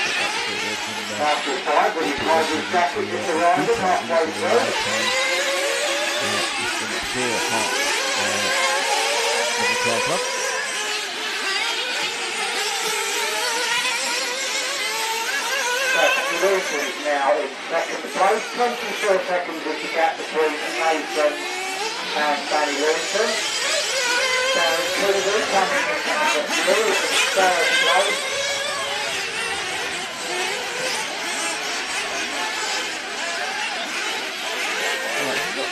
Backwards going. This is going round about and look at something else down there. So he's was running in fourth. He's currently missing there. Well, actually is missing. So we'll go next to number 1 in fourth place. Not been seen for a minute and 8 seconds.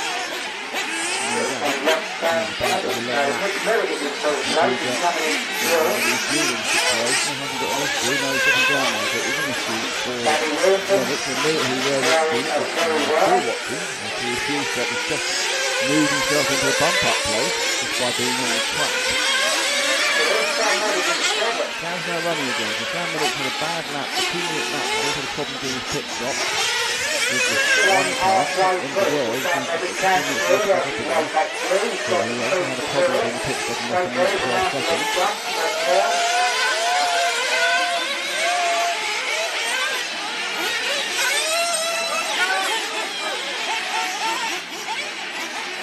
So the car 8, he's about 10 seconds behind this car, could be in 5th. You can find him.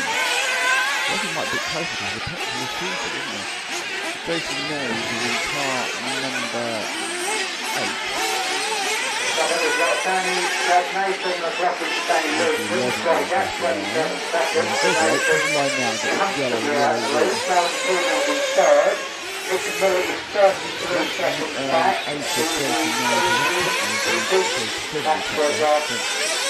So everyone is here is computer history. Now, interestingly, I think Medic, despite the 2-minute stop, has now scored a 3 seconds ahead of the Medic. Hopefully the output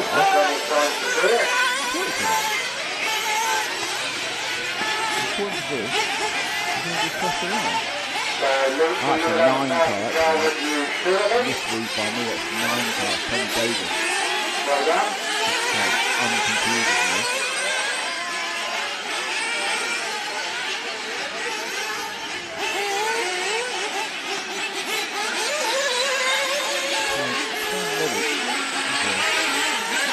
In the 1 car, he had that flaming, dropping in constant bumping up position to a not come down. He's got 17 seconds behind. Carnival 1, he's the first turn of the lap of the time car. Now car runs the start of that.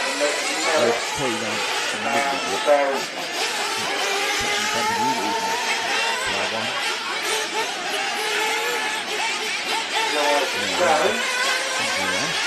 That's Medic. Right on pole, was constantly bumping up, and then had a problem with the 2 seconds down the road. That dropped him down to 6 or 7. He's really successful as the other fuel-based stragglers unwind. But he's going to try and catch up Nick Millett. Nick Millett was last time round with 17 here. So, Millett, 47-4 now Millett here on Canada. He has about 15 seconds to make up on Millett. So it's going to be, hopefully there might be an exciting battle till the end. 11 minutes to go. But Millett has been recovering on the real trouble spinning that through. He put 2 or 3 leaders up down the last few minutes. But Millett from Millett, he's not making any particular battle with the time of 6 seconds. So he's got a Millett. It's on the full on with the body, playing the blues, got the orange, got the red, then he's got the green. So now 4 seconds going there. So ready to try and fire those back into bump up last minute misfortune. A few minutes to go. That comes down to 11.2 seconds.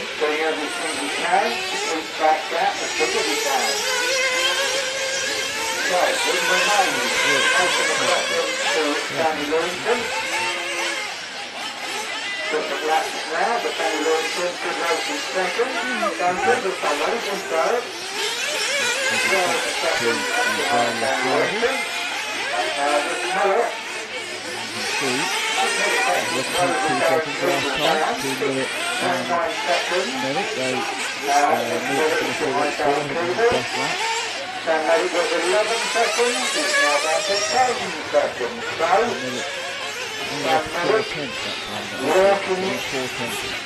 working that car as well as he can.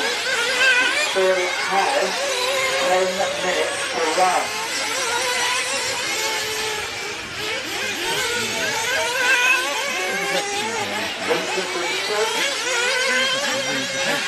Outside Morgan Baldwin, you can see the 4 bump ups after, at the bottom row and turn to the left of 12 and 13. Stanfield, Resurrection, Premium, Conquest, and these all have issues at various times. Premium So right, so last time round, Luke around 4.9, 46.3 minutes into the previous made on camera, he's already been on focus here, and at the far right circuit, then another 10.6 seconds over the minute. It's only time, 10 minutes to do it, but I think it's not really 4 minutes, and he's now fused at the time, I think it's fill him with dread. Given the fact that he flamed out last time. There at the back end of the roller coaster. Energy Mars, but just still lost a couple of seconds. So if Millett hasn't quite gone over the line yet. Time we got this time. Because we don't know whether he's having this time. No, still at 9. I'll give that to Millett. He's got the rhythm now. Yep. Lorry card he saw earlier, still yellow. That error we saw from Millett and half a second. Absolutely she sits in the back start, which is the AstroTurf roller coaster. He gets that now and turns to his right.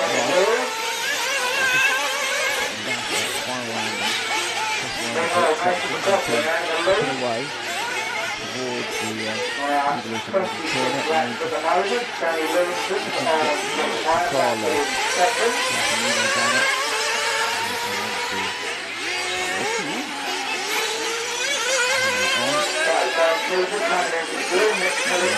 All 51 to Millett, we'll leave a few seconds, and 30 seconds at 2 right now. He went wrong last time. We believe, and we're going this week, I'll pick up.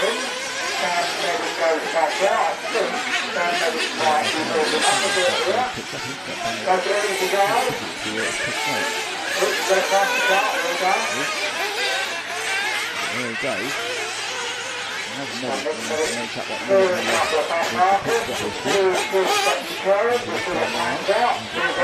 only 4.5 seconds of Millett.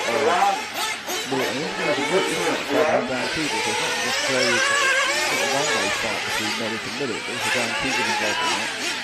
All of it is slightly skewed by some of the games their last shots. So it's still on where people are. Right.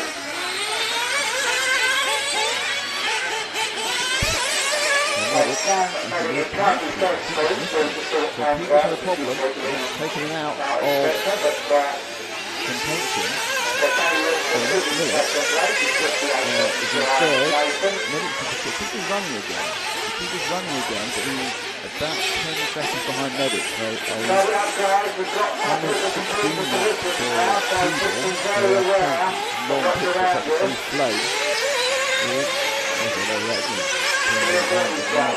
My guess is that Millett will probably nip past Millett and not actually stop. Then it's going to be like people versus Millett. Millett's in now.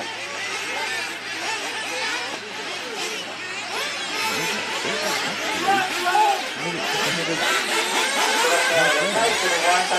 You've got Millett directly in here with Millett. They're both currently bumping up. They're putting it 2 goals back. They're both bumping up. So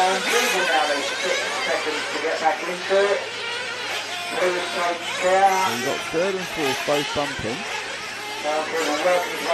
Bright yellow of Nick Millett and the flames and blue of Sam Millett. The fact that the people who can survive them. The holding on quite well at the moment. 5 minutes to go, is it? No one's particularly comfortable one way or the other. Peter's got about a lap on everything in the news, so that's really where it's like to stop. It's good flow. So I don't know if we can get past that yellow card, because that's put him into a much safer third place. After the music firing around the someone to replace him. He was a 4.67, so he was faster than Millett last time round.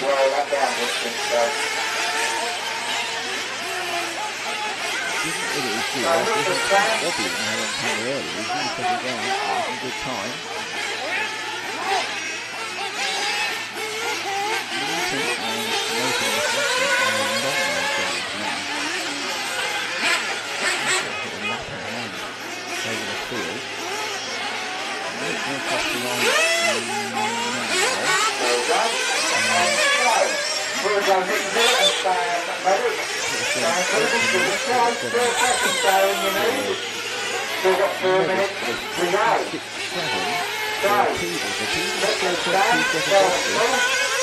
That was 3-4-5 battle. 2 up, 1 going home.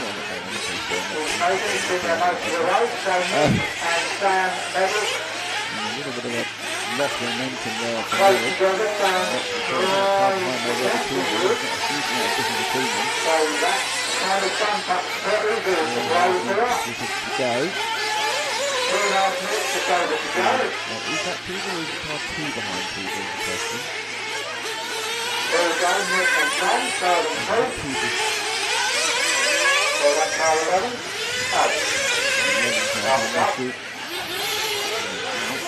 There we go again. On the line. Left side, and that's a change to third. Nick's doing up top. There's been a change to third there. It's not the speed as well. So the yellow car's now in fourth. That's then cover. No, it's not. The two of them together. Turn the back together then. Minute. Has changed position again. It's the third time change position this lap. So it's the back car there under pressure, possibly from Keeler. I think he wants self-help problem this lap. The yellow one needs to be more focused on the left. The team's got 2 minutes to hold on to fourth place. He said people having little error. Spending some time on Millet. There he is in the background, then the white car, that's the fifth place. So 45th on the screen, 2.5 minutes to go. Pressure mounting, it has mounted. It's battle for the final bump up into the quarterfinals. And the last section, back up and turn left and arrow straight away from the rostrum. The white car just does not really pass and go. I think that people no, he's right behind that. I think there's just people right there now. The keyboard poor drive out of there, losing half a second. 2 minutes to go.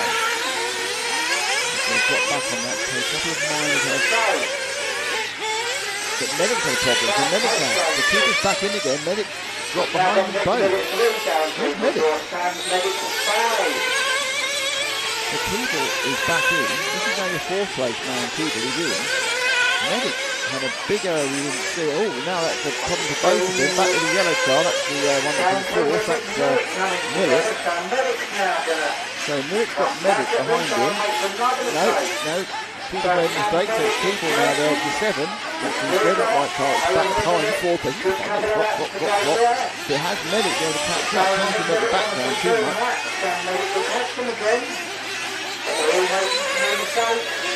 So Medic didn't have a couple of real issues. Where is he now? He's coming across the line.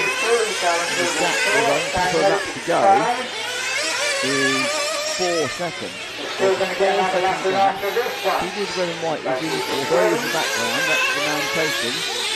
3.3 actually. So it's a 3.3 second lead, and you don't make those half errors. So in the background, I think there's another slight mistake by Medic.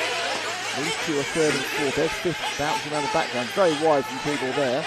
You don't really want a marker and rubber back marker straight in front of you at that point. People made another slight mistake, lost the drive, and that's the battle now. 4 and 5 right together. With this lap and one more, can Medic. It wasn't.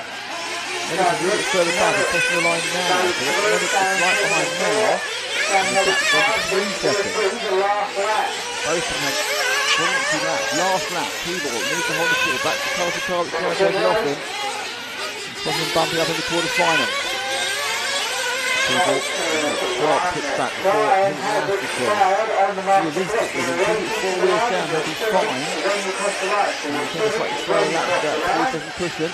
Behind him, Medic. There as well. Don't forget a big error from Luke to take him out of it as well. Only a few corners to go. Time is up. Let's see the laps they're on. It's third and fourth in frame. Tilting the back a bit. Just line it up. Turn it through. Very hard to make a mistake in here. They've done it. There's 2 corners, quick right, and they go across the line. There's McLaughlin, Lewington, Millet and Peebles who qualify up from the 1-8-8 line. They'll finally get a little bit of last lap action here at Herts GP. Danny Lewington was only for his second race in the cross. So next up will be the second leg of the buggy farm. First leg is going to be Ridley. What a race that was for the bump back spots.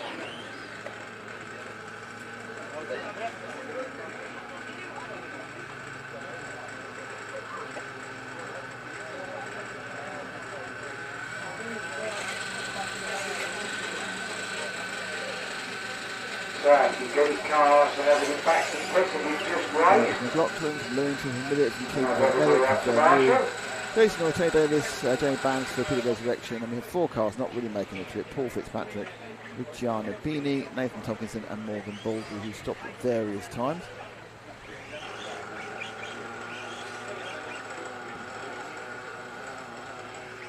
Morning, this Team KSRC. No commentary. Background sound has gone loud and we can't hear the commentary.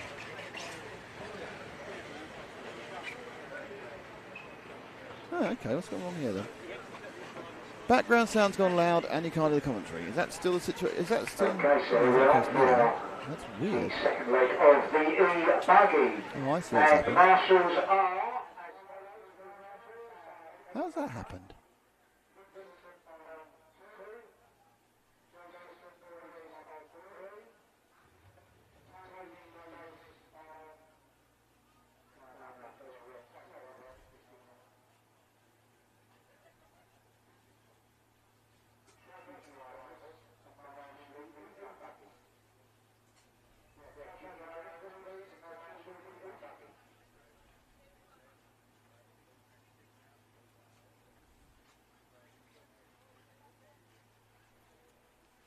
Well, I should have fixed it.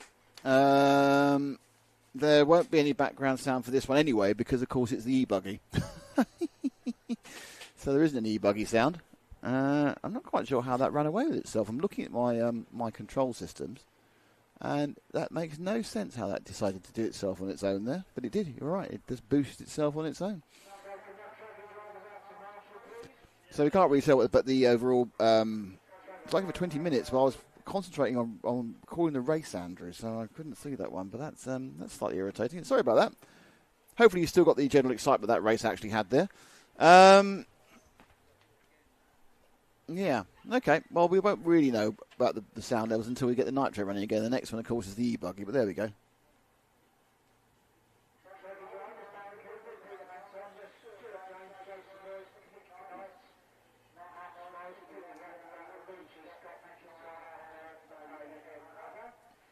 Well, that was a slightly annoying situation, wasn't it? Never mind. Hey-ho. That's what happens occasionally. Weird things happen all the time with the wonderful world of streaming. So they're just sorting this out for the second E-buggy race.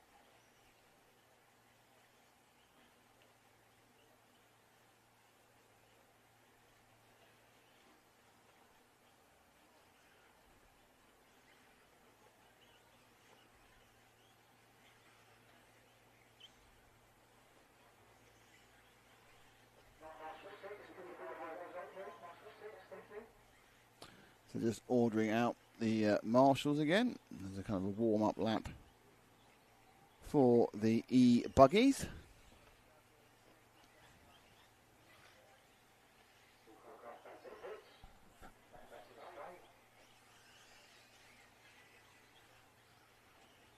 Okay. Here's your entry. So it's Billy Gridley in 1, Caden Stenhouse in 2, Henry Tompkinson's in 3, Peter Van Tonder is 4, James Clark is 5, Nigel Morris is 6, S.J. Chartler, Stephen Chartler is 7, Nick Millett is 8, Clayton Collins is 9, and Craig Homer is 10.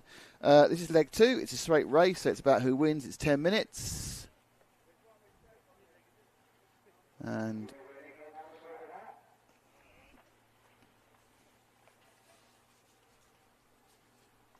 let's get rolling on this one. They're in the line. No one needs to sit with them because they can look after themselves. 10 minutes, leg 2. Leg 1 won with Billy Grindley. So if he wins this one, he'll win overall, but I don't think he's that particularly bothered about that, to be honest.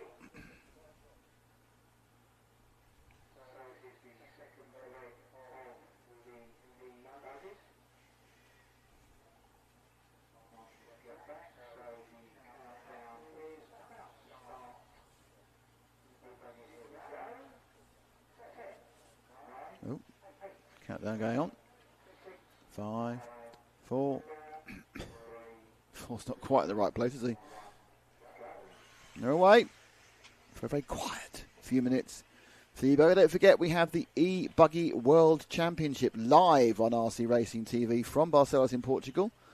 That'll be starting on Wednesday, I believe. The final day is Saturday, so Wednesday, Thursday, Friday, Saturday. But the big finals for the World Championship, the IFMAR World Championship for E-buggy, first ever, the inaugural E-buggy World Championship will be on Saturday coming. So just 5 days away from the finals, and a new world champion being crowned. Big preview show on RCTV News on Wednesday. But we are watching the Herts GP A2 main for their E-buggy event here at the Herts GP 2025. It's Billy Grindley leading from Caden Stenhouse from Peter Van Tonder Millet. So we got on camera the top two, Grindley and Stenhouse.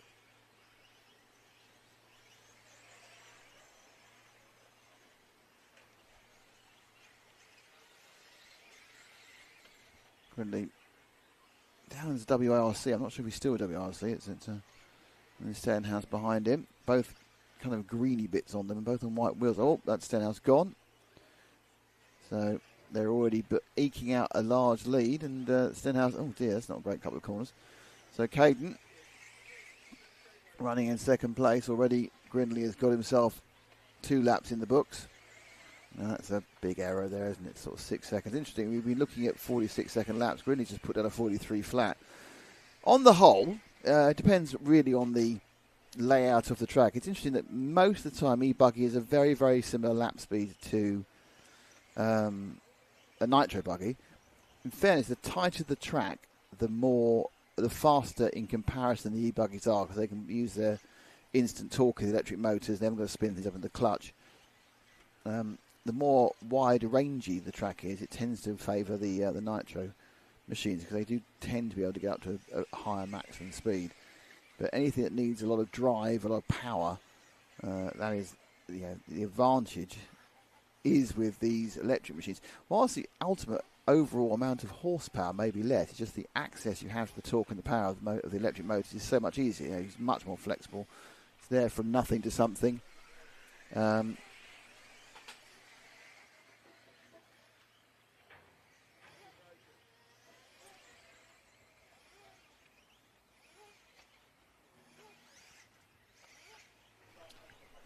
So a drink's run. It's very nice. A man's offered to buy me a drink. Well, not buy me, get me a drink. Anyway, right, good news is that I was talking about the power to weight ratios of the e-buggies. It's all about the torque. I mean, you look at electric cars. The Tesla Plaid is unbelievably fast because it's got 1,000 horsepower, but there's plenty of petrol cars with 1,000 horsepower. But it accesses all that power, that torque at 0 revs. So it's always going to have unbelievable 0 to 60 performance. Because you just floor it and you've gone. There's a bit of flooring and going here in this race as well. Grindley now just 1.9 seconds ahead after a couple of less good. I can't see where he is in relation to Stenhouse at the moment. I think we're with Grindley. I'm just trying to see who we're with and what's going on.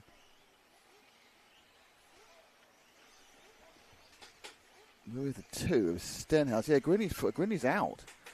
I did see a car being picked up a minute ago, and that was Grindley. So Grindley's actually not in this final anymore. Well, he is. He is in this final, but he's behind, so he's had a problem. So the gap now between the two of them is 3.5 seconds. So Stenhouse is leading. Gridley, who won the first leg, is second. It's weird. Someone got picked up. Must have been a slow marshal. Is in second. Stenhouse is a 43.6 to a 49. Oh, and he's then got himself really confused by the back marker. And the top two are together again in the same frame with half the race and a bit more to go. Back marker again causing some problems. I think he's a little bit pushed out of the way there, but that's Stenhouse in the lead. Two annoyingly similar paint schemes.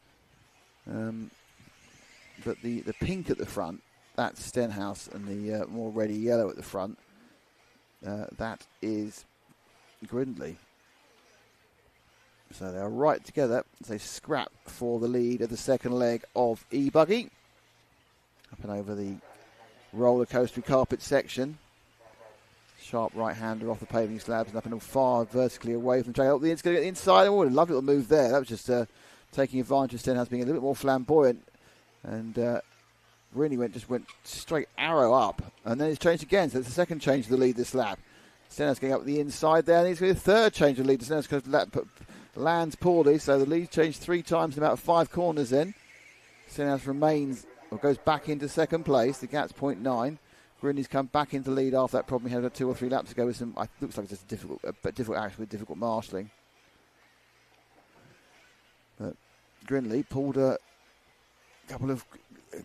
good move, then got out Fox himself. It was Stenhouse who made a mistake coming off the bumps before the start finish. They're right together again. We've got a fishtail there as Grinley tries to control. But it seems to be a difficult surface here at Herts. And by that, I don't mean the grip's difficult. I mean, if you look at it, the landing is difficult. The cars, on the whole, are landing and then getting nasty kickbacks, and it's not a very consistent kickback.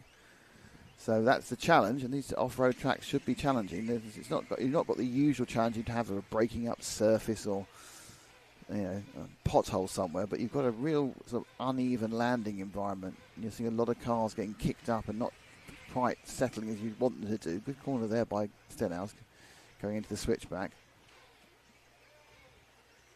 3 minutes 50 seconds to go. These two nailed together. Third place is 22 seconds further back, and that's Peter Van Tonder.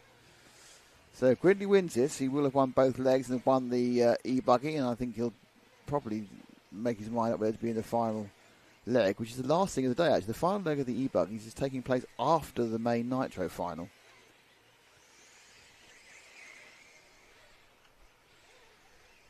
So they're right together around the berm in leg 2. We're staying up. Oh, beautiful switchback overtaking manoeuvre there by Stenhouse. I'm going to risk playing the replay because they could have changed position by the time he come back again. But he comes in here. Look at this. Inside, outside, and then braking in the middle, and kind of flamboyant switchback by Grinley saw him replaced. But I'm saying they could have, but by the time we come back to picture again, which is now, it could all have changed back again. And indeed it had, and now it has. But luckily we got the reverse bit. So they've changed again twice in this lap.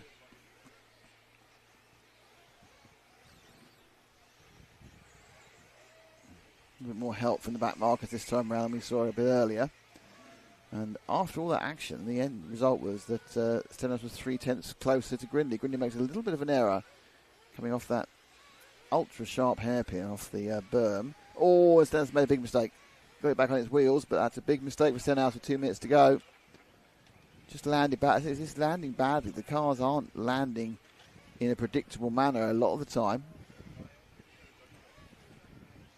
More martial action. I don't think that was for Grinley. We'll see the gap when they finish the lap in a moment. It's going to be 2 or 3 seconds. He didn't need marshalling. He was facing the wrong way and upside down, and all ends. He managed to use the wheels and the torque to get things back in position again, and the gap has moved out to 2.6 seconds. Now Grinley's in a little bit of traffic, which might be advantageous for Stenhouse. The purple car with the yellow wheels, that's one of the back markers. And Stenhouse be praying he gets out of the way, which he doesn't do. Oh dear, oh dear, oh dear. Purple car with white wheels, that was silly. I think in fairness, there wasn't any help from the referees there. Jim normally calls the gap, didn't call the gap time, but really you must know where you are in relation to other people.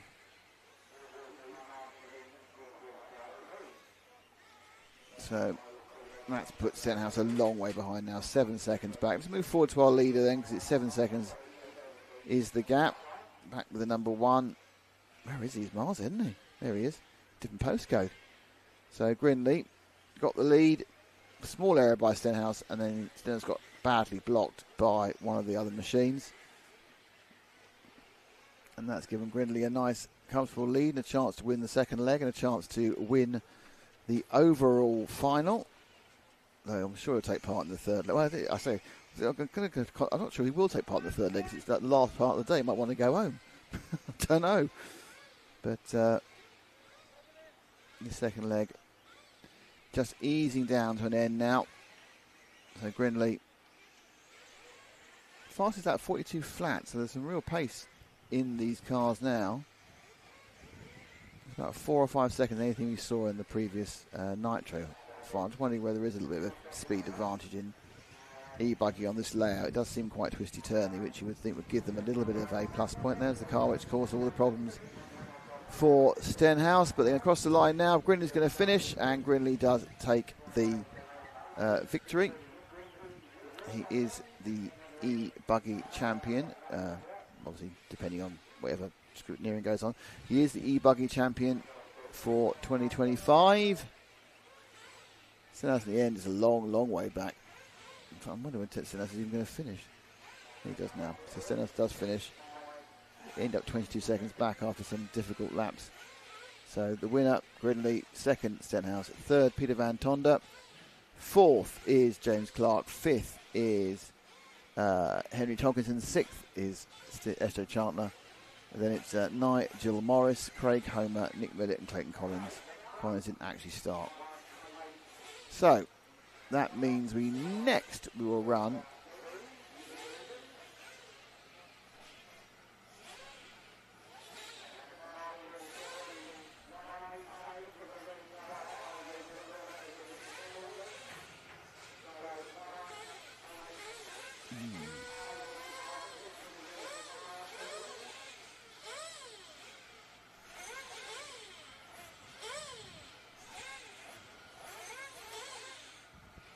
I'm not sure 006 is listening to it live.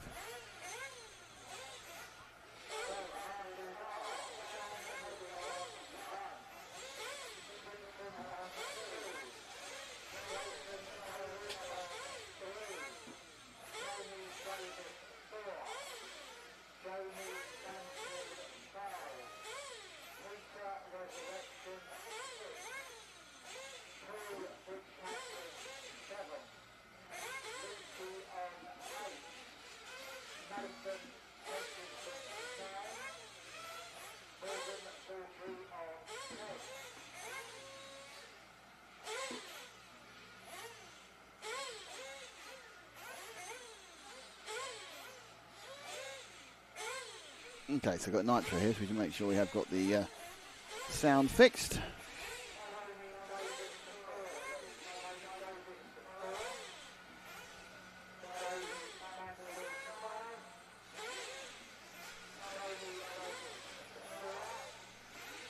We have a bit of a sort out, so here we go. So it's the quarterfinals of the Buggy. And it is a situation. So quarterfinal B. Lewis Turlin in 1, Mick Townsend in 2, Dave Shedd is in 3, Chris Smith is in 4, William Carolan's 5, Chris Willits is 6, Craig Russell is 7, Henry Tompkinson is 8, Will Turlin is 9, Paul Newman is 10, Jack Ritchie is 11, Lee Baldry is 12, Panagotis Chalkais is 13, and Gareth Davis is 14.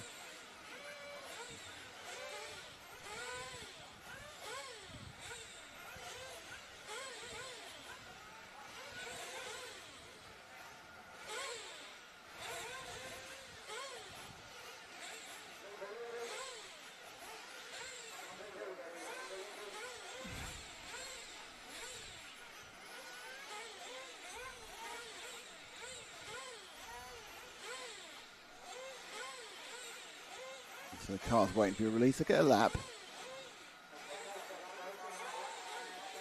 And then back into the pit structure where they will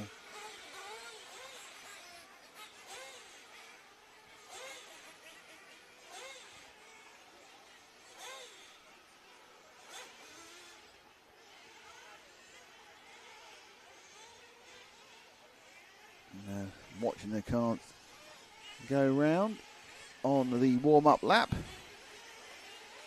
A half-hour final.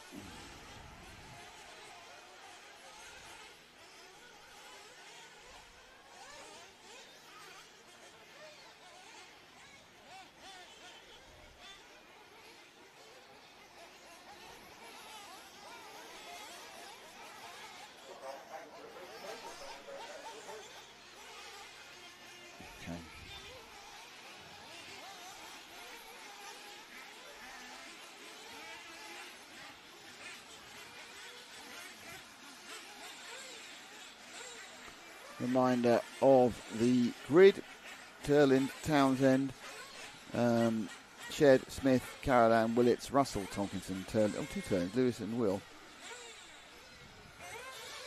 And Paul Newman, Jack Ritchie, Lee Baldry, Panagos, Charles Gais and Gareth Davis. Cars being walked out for the 1/4 B final at 2025 Herts GP with Herts RC models.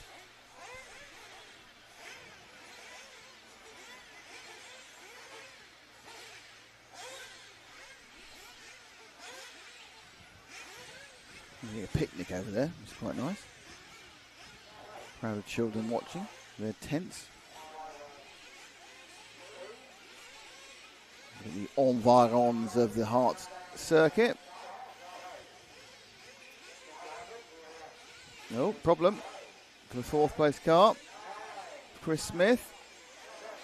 So he'll be starting from the pit lane. Seems like it's flamed whilst he was holding it. No 10-minute timeouts at the Herts GP. Not this far down in the finals. And they're away. And a bit of a fishtail again from Lewis Turlin. He's got onto it, but he's lost the lead temporarily. Got the lead back again. Quite bad luck there for the blue. I think it was a 3 car. I think it may have been Dave Shed. It might have been Townsend in the 2 because he's lost so many places right at the start. So 2 cars actually tried to avoid each other there. Wow. It's quite rare. But we saw in the last heat that a couple of cars were able to make massive gains at the start of the race and really, really get themselves way up the field.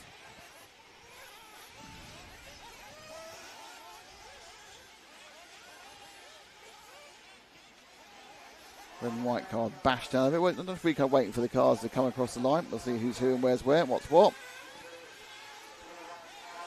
So it's Turlin from Tomkinson from the 8, from Russell from the 7, and Shed, Will Turlin. Yeah, it was another 2 car of Mick Townsend who got absolutely pummeled at the start of the race.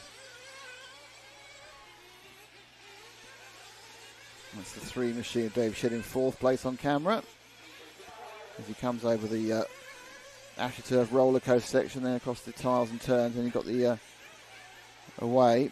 I'm not sure about going quite that far right. I saw some good speed from Gwynley on the left hand side of that. And at the far edge of the corner and back again. And then on to camera 2. There we go. So this is Shed, just take us down a lap there. Onto the famous paving section finish of the Herts GP down the straight onto the berm. And Shed's now in 2nd. That was a 45.9. So he's actually gained about a 2nd on Tomkinson, took the lead. Lewis Turlin took about a 4th after accident off camera on that one. So everyone's still settling down, trying to get themselves a little bit balanced of brain. Yet to see a double bump up yet, and that's done a problem for Tomkinson. So Shed moves into the lead, celebrates by going off the track, and back in the lead goes Tomkinson with the all-white car. So these top 2 arguing about who should be in the lead, not in a positive way, but more like you. But no, I don't want to. I was going to. No, I'm not going to lead anymore.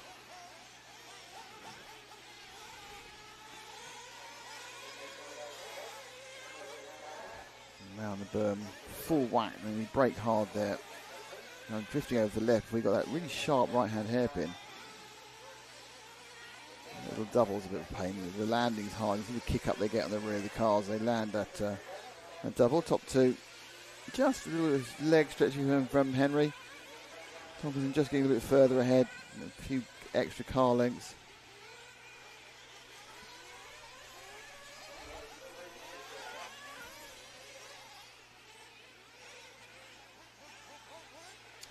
So yes, this one's settling down. Oh, I said this one's settling down. As soon as I said it's settling down, But there's been a lot of self-marshalling already in these first few hours of today. Cars spinning dramatically, but then landing on their wheels, or then being able to rev themselves back flat again, or that one rolling off and then rolling back on again. So the top two are, as you can see, on the same frame. And it's 3.5 seconds back to William Carolan, and then the pole man is now 5 seconds back. Richie, who's looking to come our first double bump up of the day, is another mistake by Shed on the AstroTurf section. Richie's in 5th, and then it's Chris Smith in 6th, Craig Russ in 7th, Panagiotis in 8th, Mick Townsend, who just had a terrible time from 2nd on the grid, is down in 12th now. Quite close, in fairness, in a number of the cars. We're not seeing as you would expect now. Got the quarterfinal, massive spreads. Chris Willits, unfortunately, got a problem. Appears to have been in the pits for some time at the moment. Yeah, it's just about 12, 13 seconds. So Willits has been dropped to the back of this. Everyone else doing well. Oh, and another. The top 3 are together now. That is the 3 car of Dave Shed back again.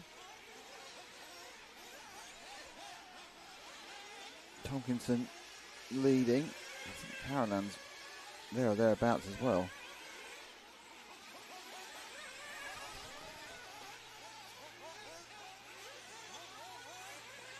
That's the 14 car. That's Gareth Davis who just lapped.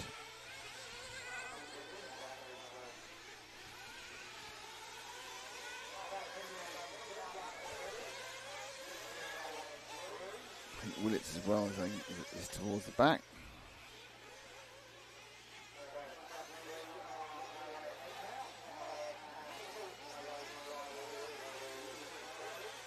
So top 2 still giving us entertainment in that first 5 minutes. If you can look on the timing, it's just stretching out a little bit.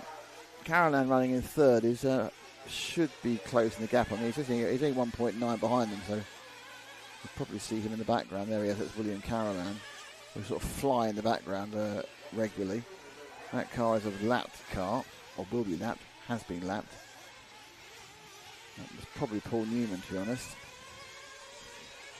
They're getting close to lapping the man who started the grid in 2nd. Carolan gains a little bit more in 3rd. There he is in the sort of dark, sort of burnt orange almost coloured car. And Shed and Tomkinson really what they should be doing is sort of working together and not pressurising each other. Gap in the field, guaranteeing their bump up, and that's going to be 2nd place. Is going to be passed on to Carolan. Drop back 1, Nash. That should be Carolan. Oh, so there should be. That's a lot more than 1.5 second gap. And that is Shed again, isn't it? So what happened to Carolan that lap? Could have been early fuel, in fairness. But that is the 3. So I'm not sure which happened to William Carolan this time. This is not. It's now overdue. You may well have taken fuel. No, just a bad lap for Carolan. He would have been a bit early if he had taken it. So Shed now has 3.5 seconds behind Tomkinson. He's 4.6 from Carolan. Turlen is a long way back from Carolan himself. He's like 11.5. And Smith's a little bit of a run back there. So there's a real kind of a early race spread going on. As they continue to turn laps. Now, I'm just trying to see is that a challenger or... Oh, something run back. The Carolan's 2nd. Thompson's 3rd. Again, I don't think that was a fuel stop. It was a very good one. Oh.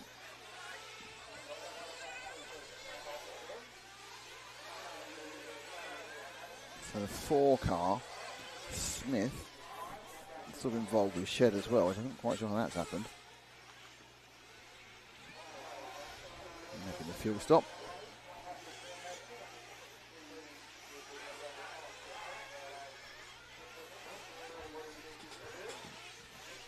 Well, lap complete for Shed there.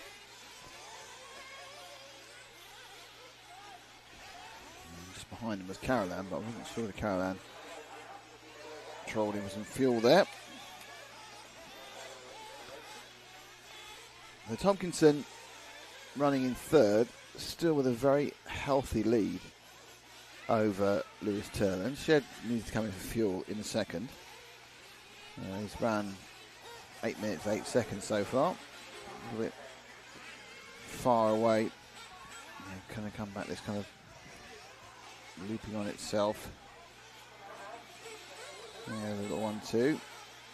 Left and out the frame. Can you take some fuel this time, Dave, or are you going to carry on going? No, it's fuel time. It's fuel time for Dave. He's picked up there about 2/3 of the way down. Out and away. And Shed leads from Tomkinson, from Caroline, from Turlin. It's going to be interesting to see where people are. So can we try and pick up Carnival 1, which is Lewis Turlin. He should just finish the lap now. Should have just finished it, literally speak. We'll be on the first couple of corners, I would think, Carnival 1. Well, he's overdue, actually. He hasn't finished the lap yet. Must take him fuel. So he's not finished the lap. So Turlin and Smith are supposed to be finishing the lap about now. So they'll be going underneath it. So I don't know where Turlin's gone, actually. Okay. No, Turlin's had a problem. That's why the fuel. You can pick up the 4 or the 11 or the 7. They'll be to the start at the top of the track. You won't get Turlin, he's broken down. Oh, he's just got to go in again, actually. Just grab us a car, Ash, one of those ones in front of us. That's always good, start looking for a car that's broken down. It's never a great way to achieve coherent televisual coverage. Oh, but show him. You know, he's no longer running. Oh, God. So I think this is the 11. This might be Jack Ritchie in the 11. That is. So that's Ritchie in the 11. He's the only person who's on the edge of doing it. No one's double bumped so far, but he is in 5th. He's on the edge of double bumping. He's 7 seconds behind Smith. And the issue is we've got 3 cars doing all right at the front, which is Tomkinson, Carolan and Shed. They're covered by 5 seconds. Now it's 35 seconds to 4th place Chris Smith, and another 7 back to Jack Ritchie, which is who we're looking at now in 5th. So he needs to put in a clear couple of laps at least and see what he can do regarding Smith.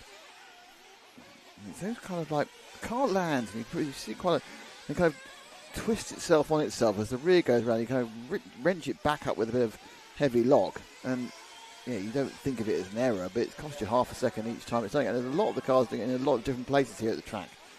Seems like a much less predictable track than the one we've been used to running here at Herts. It is obviously, of course, it's very, very dry, and of course the track itself was designed for the over 40s Euro, so it's it's got a different thing in mind. It had a lot of wear during that long weekend as well, so it is in remarkably good condition, to be honest.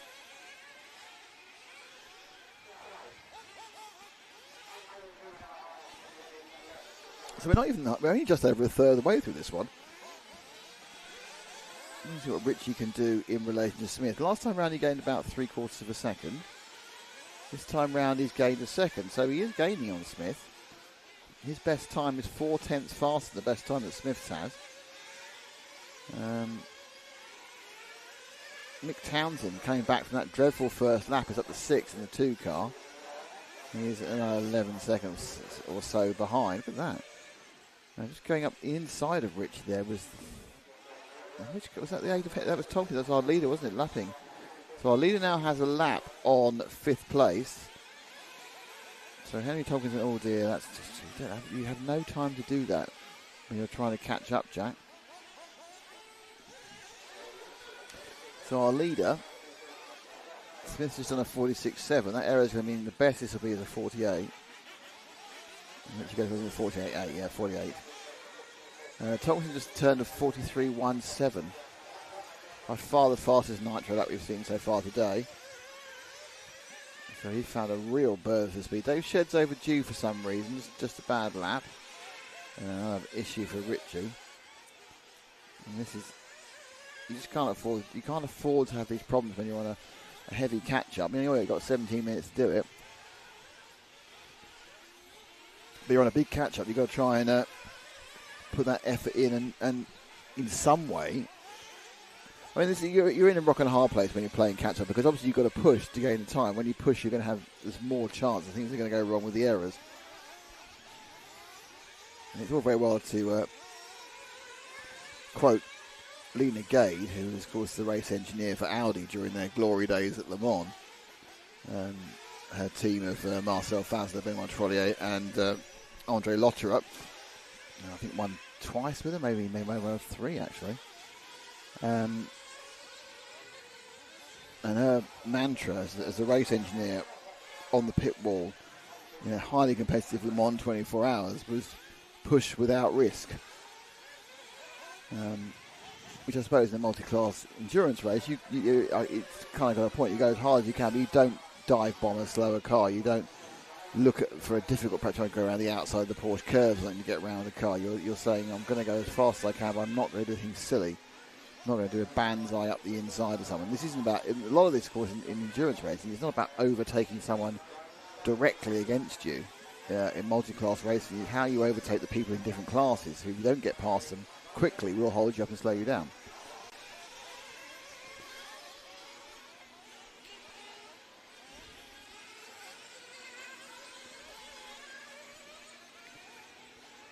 Now, there's no multi-class here for Jack Ritchie's, just him, but unfortunately the last couple of laps, if you're watching the timing on the right hand side, you can see he's dropped back 9 seconds, so 5 seconds from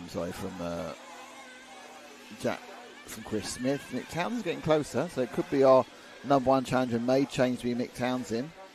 Half the race is just about gone. He'll come around this corner and it will go to 15 minutes. So we're halfway through these very, very long lower finals, half an hour. Here they come. And Ritchie, last time round, there was within a couple of tenths. Again, that all the time these cars are tying themselves in knots.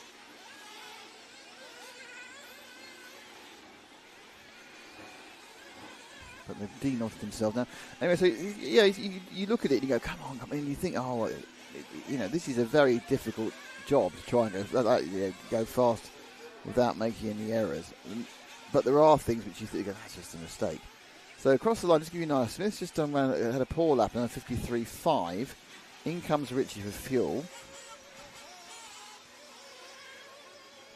Picked up at the far left, as you can see. There he goes. Not bad, but at fueling. Now he's ahead of the blue car. He was ahead of the blue. Oh, is that a problem?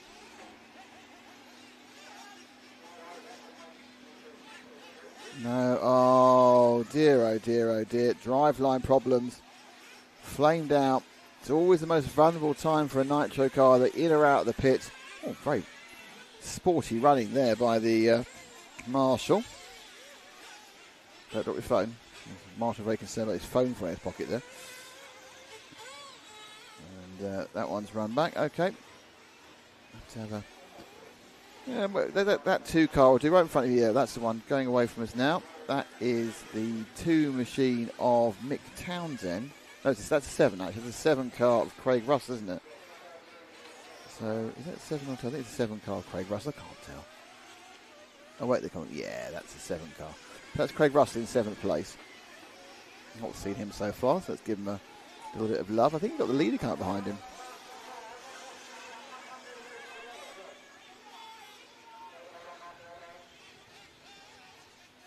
We've got a lot of people who are showing red. It may just be because we're in the middle of fueling.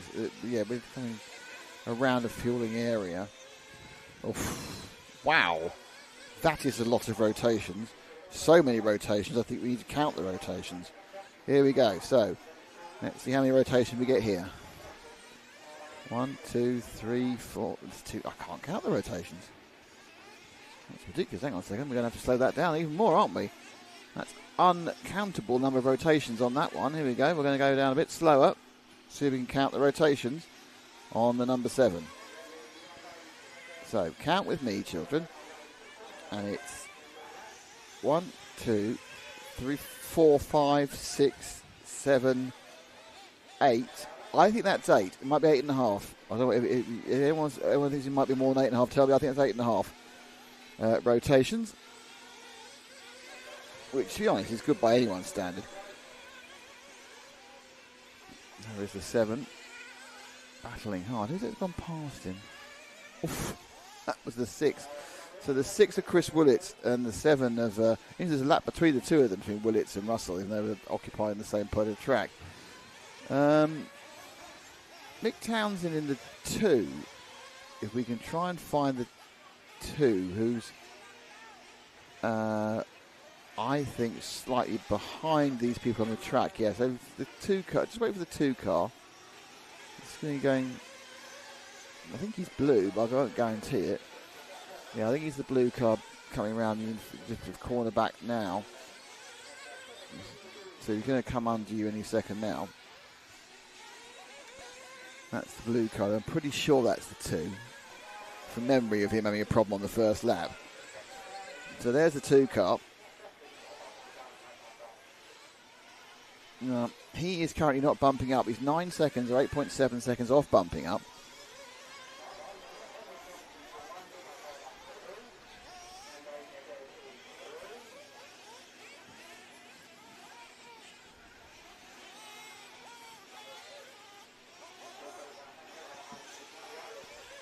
Just over a third of the race to run now.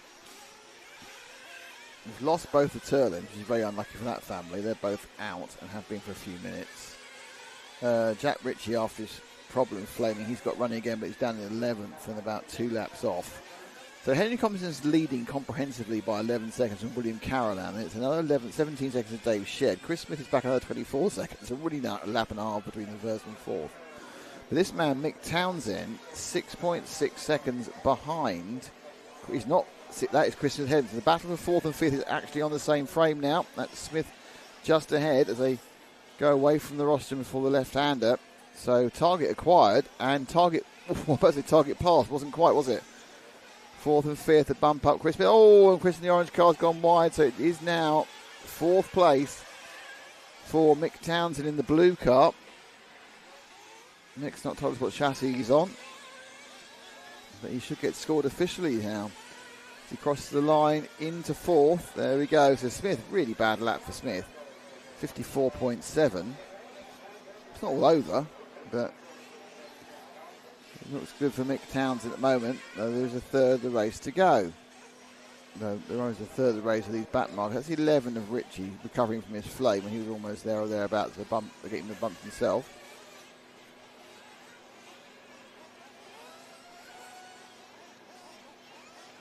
And they've now come together, which I think is the interesting about that is, he's done it again. Wow, landed on him twice. Oh, this is not a great lap for Lewis, is he? He's been landed on twice, and now he's fallen down. So he's actually lost the position because I'm pretty sure that Chris Smith's gone past now. Yep, Smith had a horrible lap as well, but Townsend had an even more horrible lap.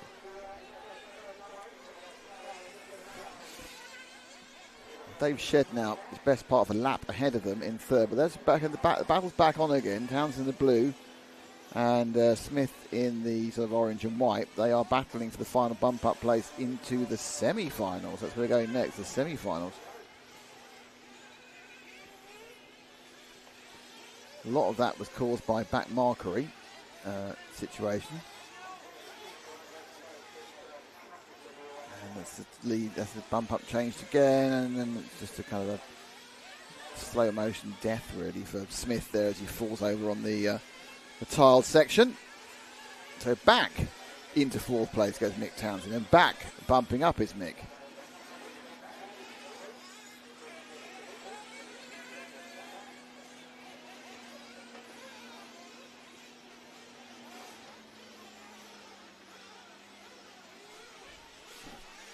So trying to stay ahead.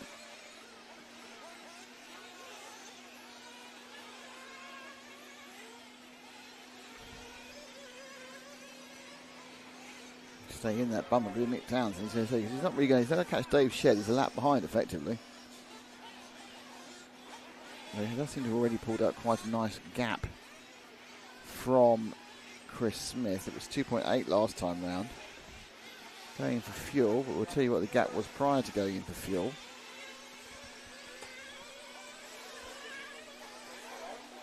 Up to 4.9.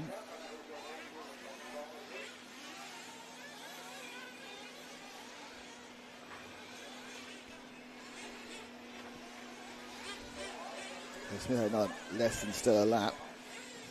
But now with the fuel stop, the final fuel stop done for Townsend, he'll obviously have a long lap this time because he has to get fuel. And the question is 6.5 what Smith's going to do. Obviously he needs to fuel in one more time as well. Chris Willett's behind them, is over a lap back from them. As you can see, 1 minute and 12. Craig Russell back 21 seconds. So Smith is in, but only 3.2 seconds.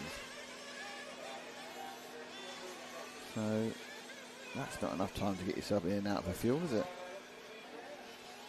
So Townsend looking to have very much the net 4th place here. Thompson, Carolan happily away. Shed and then Smith, the final bump upper.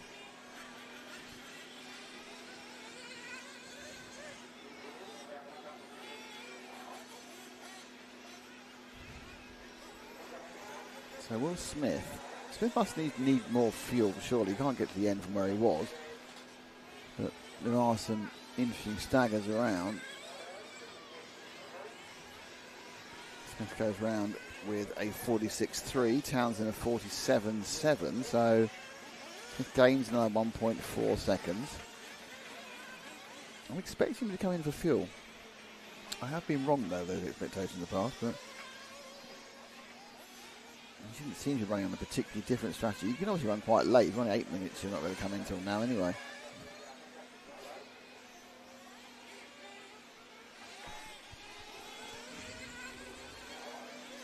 Oh, you don't want to do that. So,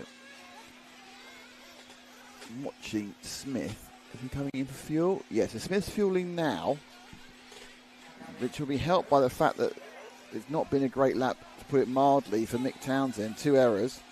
He goes across with a 50.7.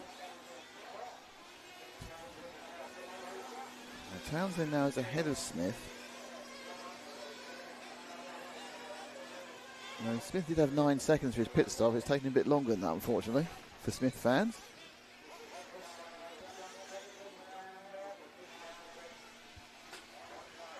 Oh, no, actually, Smith did get out ahead. So Smith did get out ahead by a second or so. So Townsend trying to catch up Smith. Smith, you just see him, he'll just been out there, the edge of the picture there. So the two of them are really together fighting for this final bump-up position. It's kind of about who's going to make the least mistakes, to be honest. The gap will go across now. Very good pit stop run from Smith. This is 53.9. That's very good fielding, he did that. It seemed to go wide, so who knows.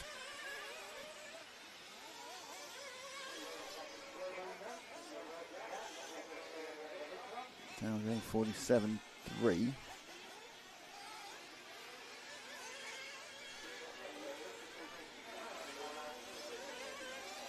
So the lead seems to be relatively stable. It was scored at 3 and a bit last time round.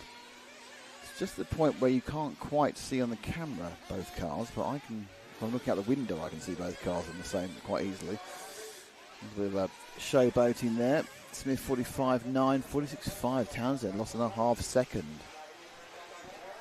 2 minutes and 50 seconds to go. The thing is, it's very much in the realms of one error. In the realms of half an error, actually, to be honest, for either of them. Let's move forward one car, pick up the 4. Going away from us now. That's him. Just to say that the car, I'm just watching it now, the sun's come out. It's actually got kind of sort of some silver on it, which is very reflective at the rear end. It kind of looks a little bit, doesn't quite work on the cameras, obviously, but if you're looking in real life, it's got a right old shininess to it. Iridescence, you would say, at the back end of the car. It goes underneath the rostrum. 2 minutes 11 seconds to go. Lead, I think, got a bit longer again that time. Did he have 4.09, only 4/10. So it's now really within the fingers and the thumbs of Chris Smith to bump up to the semi-finals. Tomlinson, Caroline, and Shed barring really nasty disasters in the next few seconds. They're going to be fine going into the semis, but it's down to Chris Smith whether he's got quite the application to hold it together for the next minute and 45 seconds. It's going to be a hero just to keep going round, really. The back markers are so, they take off your confidence, take your edge off of what you can do. And there the risks. Townsend's not finished. I think Townsend's a long way back now. 7 seconds. Yeah, 3 more lost by Townsend. So it's Mick who's having the issues. Mick had the issue at the start of the race as well when he got very heavily disadvantaged by a bit of bad luck. Ran right down the field. It's always worse to have an accident. Blimey.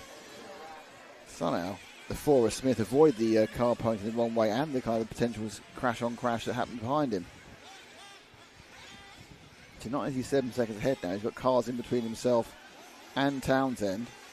So he's about to start the last lap for him. The clock will have finished by the time he comes across again. So he's got one more to go to bump up into the semi-final and join Dave Shedd, William Carolan and Henry Tompkinson. The gap has come down by a second, 0.3, but it would take an error by Smith now to make this not him bumping up. Just trying to keep the flow through the Evolution Models corner and up to the top of the flat section, the top of the circuit. And he'll come round and his final drop down to his little short complex onto the AstroTurf. Car rolls over in front of him in sympathy, and across the line will go Chris Smith to become a qualifier in the final. William Carolan also qualifies but a lap further ahead. You've got Townsend finishes in the end about 6 seconds back. So you've got Dave Shedd and Henry Tompkinson. Henry Tompkinson takes, so he's going to be Henry Tompkinson in the 8 to take the first place. And you've got William Carolan in second in the 5, Dave Shedd in the 3 in third, and Chris Smith in the 4 in fourth. Very bad luck for Lewis Turlin off the pole position because he didn't even get anywhere near the trip. He only got 18 of laps compared to the 39 of our winner. And Mick Townsend is the first of the people who's not bumped up. Okay, next up will be the second quarter final, and following that will be the Truggy main final. I think also work out in the timetable when we have a semi-practice. You know, actually after the next quarter final, there is a semi-practice, which obviously we'll just leave a locked off camera on. So there's a semi-practice after this. Start again. After this quarter final, there is a semi-practice. 10 minutes for both halves. Then you have the Truggy A final, so there'll be about 35-40 minutes where we'll just go on to a caption. I'm sure you won't mind. Why are the two live streams of the same thing? Are there? There's one on Facebook and there's one on YouTube. There's not two YouTube streams of the same thing, are there? I don't think why there would be.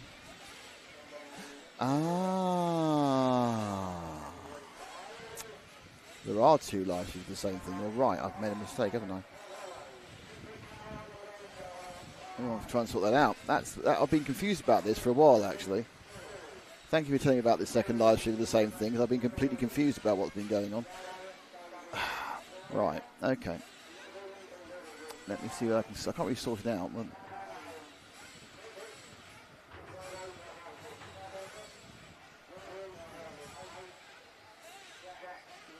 Yeah, I think what's happened is a button's been pressed that shouldn't be pressed. You really shouldn't put me in charge of this stuff when I've been working all weekend on something else. There's a limit to the amount of things I can flexibly do and not make a slight error. Okay, bear with me a second. Hold on, everybody. Hold on. I've got 5 minutes to sort this out, haven't I, really, whilst we wait for this next file to start off. And if not. Right, let's just get... Let's have a look. We've got 2 lives. Oh dear. Right, okay. Right. That's a mistake. Hello, everybody in the second stream. Hello, everybody. Right. If you're watching on Herts GP Finals Day live, which is great, I'm going to end that stream in a couple of minutes. So I'm just going to give you the link to the correct one. Bear me a second. What I've done is I've pressed the wrong button and I am an absolute fool, and I apologise to everybody for the fact that I am suffering from being... Do you know, you've answered a massive issue I had about what was going on. I was very confused about a number of things. Oh dear. Hold on a second. Let me get the link for the correct one. Hold on a second.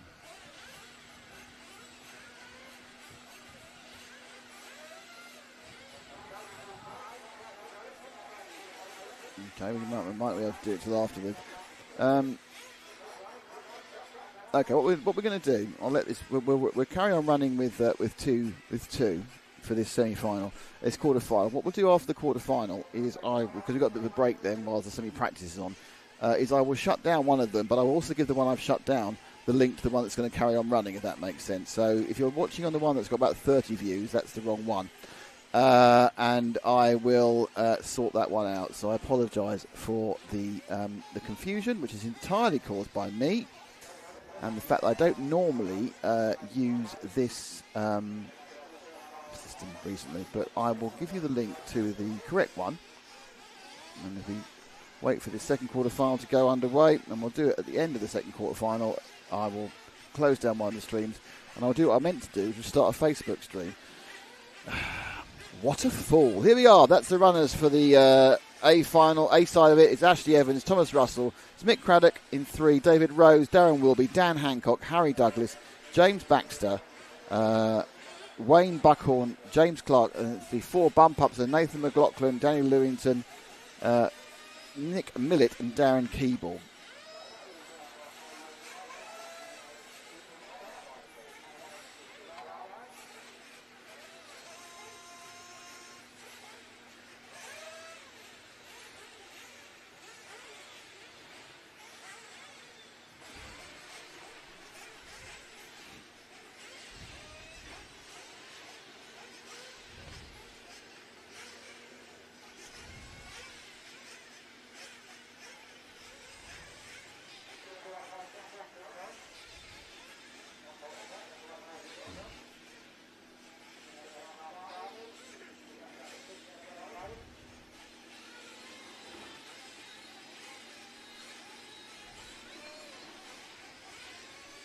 Getting ready to get rolling.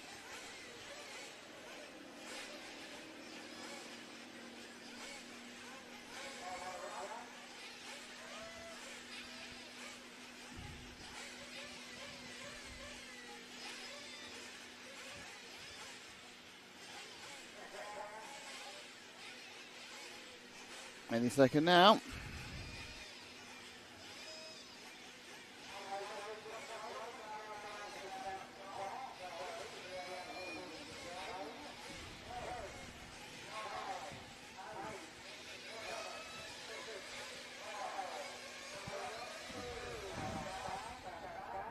There we go. We're away. A good start for Evans. Baxter didn't check in, so I think a couple of them didn't take that warm-up lap for various issues. Right now for the next half hour.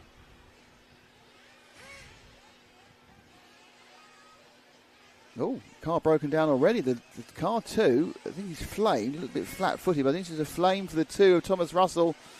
So already he's going to be under major challenge to get himself back into contention. There's about 3 or 4 cars crashing left, right and centre. This is sort of about third or fourth. About third and fourth place, I think we're at the moment. Nice turning inside. Oh, again, you just take the first couple laps really easy. Looks like it just watching coming down now. The leader of this one is I think it's the 12 car from the 11 car from the 14 car. It's all the bump-up machines. Are just pink. Look, Lewington, McLaughlin, Keeble, all those bump-uppers have spread through the field due to other issues. So the pole man's 9th, the second place man is 10th, and Mick Craddock, who's in 3rd, is 6th. So being at the front of the group is completely pointless. There's the 14, I think, of Darren Keeble. More problems there than a flame out. Was it the same car flaming for the second time? I think it may have been. So, engine not running right there. The 11 car now of Nathan McLaughlin. Let's go with him. The bright yellow car. He's looking for a double bump up. At the moment, he put money up. There's 3 of the cars towards the front are double bumpers. Real power behind 14. So Keeble looking much happier in this race than he did in the previous one. I know he bumped up from him, but he didn't look quite at this sort of pace. Behind him now, the all-orange machine, which I'm assuming is one of the cars that actually was directly qualified into this final. Not always easy to tell. So the all-orange car, let's see if I can see what number that is. That's the 4 car of David Rose. Not that one. If you watch Schitt's Creek. Oh, off the track goes Keeble. So I think this is second, third and fourth. I don't want to put money on it though. Who knows? So Rose is the bright orange car. He's quite useful because he's very obvious who he is, colour-wise. So when across the line, we'll get a good positioning of where everyone is. So Lewington the 12 leads. Then it's the 11. So double bump up Lewington leads. Double bump up McLaughlin the second. This bright orange with Rose is third. Keeble behind in fourth. And that car that Cameron cars itself in red and orange. Let's go for the lime green car at the back of this field because he's 5th place. And I think that is Harry Douglas in the 7. We're just trying to position ourselves colour-wise. Douglas doesn't appear to put any numbers in his car, which is very naughty and should result in being banned for life. Probably not going to happen in fairness. Goes past Keeble. So then just completely just drives off the track and the pink car gone past. Who's the pink car that's gone past? There's other cars kamikaze themselves out right. So I think this pink car now is in 4th, maybe in 5th. He's also got very bad numeration. He's only got the black on white numbers. Let's watch him come round. Black wheels though, can't argue with that. Number 6. So this is Dan Hancock, who I think is going to ping into, he's into 4th. So Hancock, pink machine, black wheels, goes into 4th.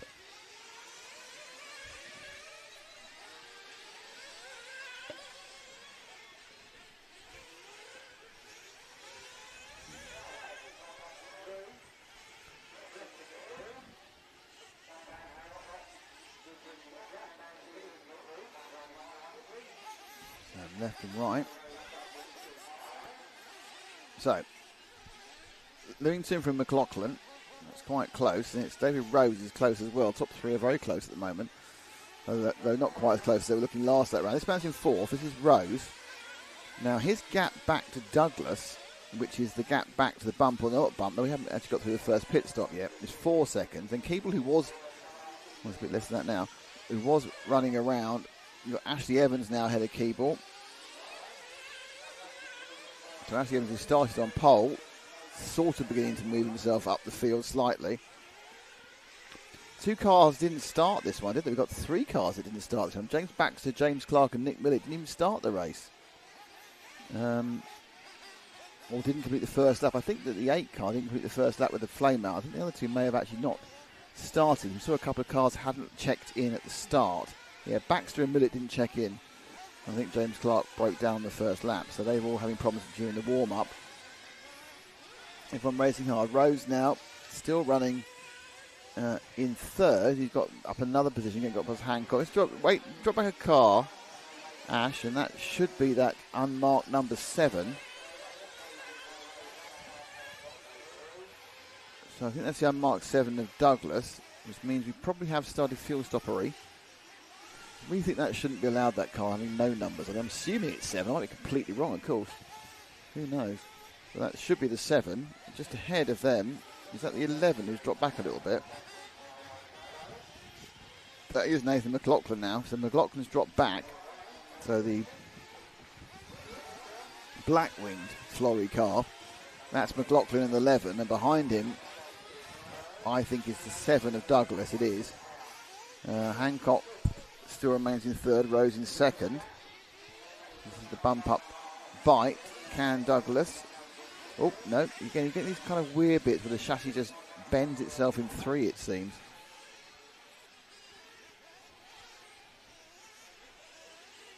There we go. Bumping around. Oh, it's not really the amount, I don't know whether this is. I've never seen quite so many times on a track where cars have rolled, but then it ended up on their wheels again. And I have no idea whether it's just a small sample. Who's brought there? So there's orange. Whether it's just a small sample, or whether it's some sort of like weirdness of the surface, but it does seem that way.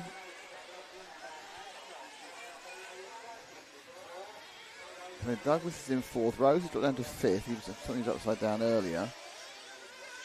That's Rose ahead of him. I'm sure it is.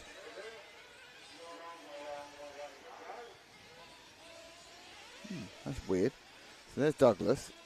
Hits a car that's strewn, which I think is the 11 of Nathan McLaughlin. Yeah, so McLaughlin just got hit. So Douglas is ahead of McLaughlin now. I think there's some elements of people taking fuel stops and everything else, which is confusing everything. As he now running through to coming up to 7.5 minutes. Now, I don't understand why Rose was scored behind Douglas last time at all.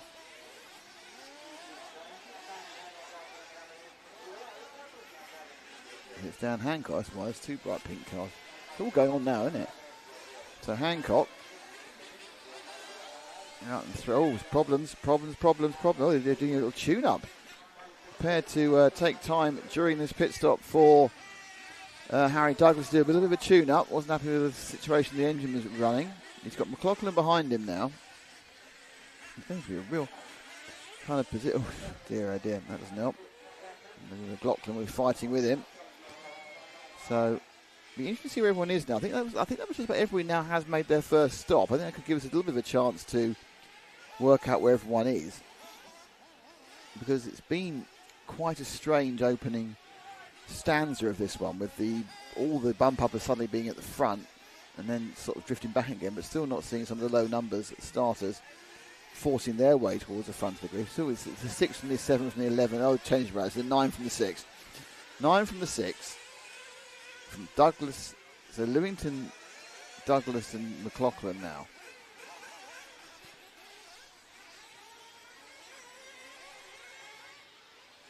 Okay, I think I misidentified David. It wasn't David Rose in the pink car with the black wheels, by the way. I misidentified that one. That was a mistake. Not the first time. I think it was actually Dan Hancock, but never mind. Let's keep on running with this one. So a battle here. Absolutely the most important battle of all. It's a bump-up battle, 4th and 5th. McLaughlin turns up the inside of Douglas to take that bump-up position. There's 20 minutes to go, but he is currently making his way towards the semi-finals. So Douglas cedes 4th place.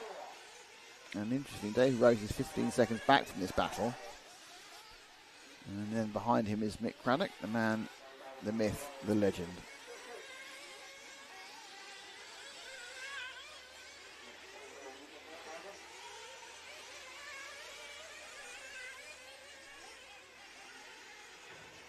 So Douglas absolutely jumped him. That's quite a good bit of a movement there. Got past him. They're absolutely battling. Not really helps either of them. Gap to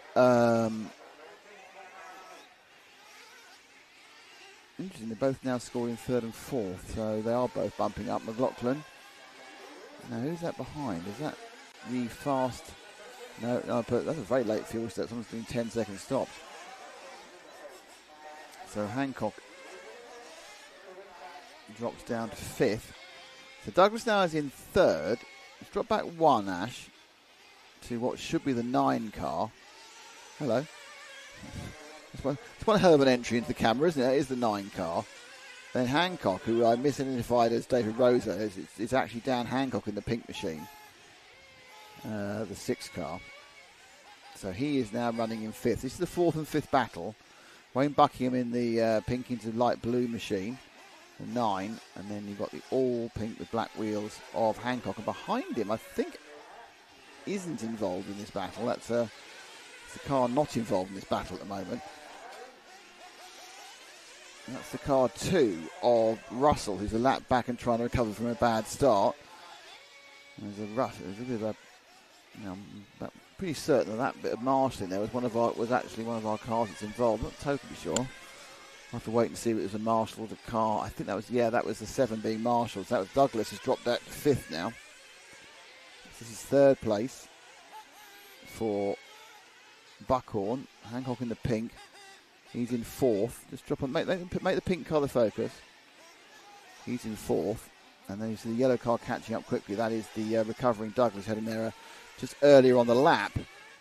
Lewington and McLaughlin looking for the double bump ups. They are looking a bit safer. Basic ground speed, though, not of the same pace as we saw in the other quarterfinals so far. So the gap to Douglas from this man, Dan Hancock, is nearly 5 seconds after a pretty disastrous lap for Douglas of 56.3.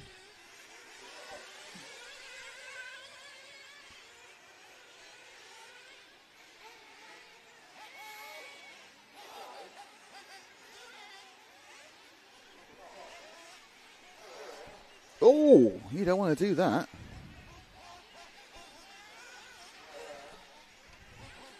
He's Douglas. Just got it. I don't know whether he just suddenly got on the pipe and gave him way more power than he expected. Just flew the thing into that Nemo barrier.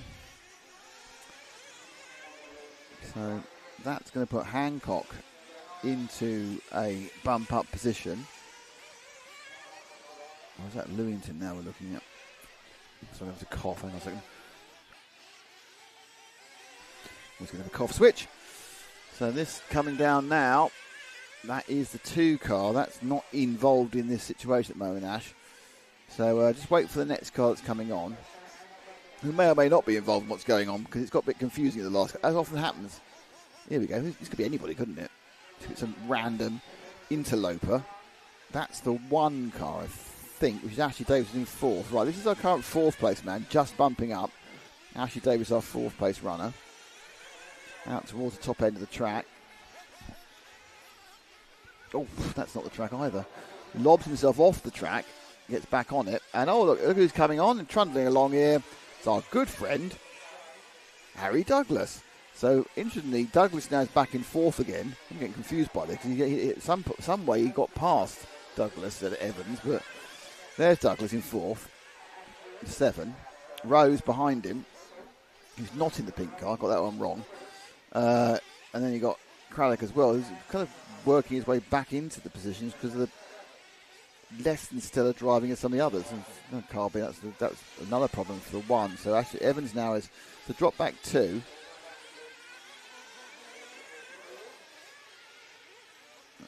So those 2, I'm not sure they're on. The second one, I think. So there's the 1 car. Yeah, so now you've got Dan that's, I see right now, because Rose has got an all orange car rather than an all pink car. Right, so Rose in the all orange car with the yellow wheels. He's just coming across now. Right behind. He's in 5th, so he's right behind Ashley Evans in the 1. We haven't got to halfway in the race yet. These races are very... I think I've said this at least once every race. Whoa, look at that. No, you bounce into the bump-up position for a good metre and a half then. I do say it's every single time. These races are very long. So there's a lot of ebb and flow to go. 4 cars aren't running now. Will be Baxter, Clark and Millett, so it does reduce the back markerage, which caused problems in the last quarterfinal. So the 1 can orange, that is David Rose. The 1 can pink, that's Dan Hancock. Rose currently 5th place, chasing down the 4th place man. It's time for fuel for both of them. They're both accepted. Nope, there's 5 cars here, and 2 of them are there's a tuning up. Oh, 2 of them are stalled. So that's going to really, I don't know who they were. I think Douglas may have stalled, but may have flamed out. I'm not certain. 2 cars flamed during that last set of pit stops. Don't know who it was because it was a bit distant, but it wasn't this one. It wasn't David Rose. He's carried on going. So Rose remains, worst case, in 5th. And my guess is may well have moved up. McLaughlin appears to be missing. No, just a bad lap. It's going to be difficult to tell now exactly what's going on, but it looks like Douglas is our 4 cars picked up third place. So Rose is in third, which would make me think that both Douglas and Evans had fuel issues. So Douglas and Evans both had flaming issues. Puts Mick Craddock now into a bump-up position. Evans did a 107, which probably was a quick restart for a flame. Douglas is still missing. So those may be gone entirely. It's bad luck for the number 7. Oh. So let's just drop back 1, and it should be Mick Craddock in the 3. Is that the 3? A very colourful car for Michael. There we are. Pink and blue. It's Mick Craddock. I'm surprised that's going to be a Kyosho.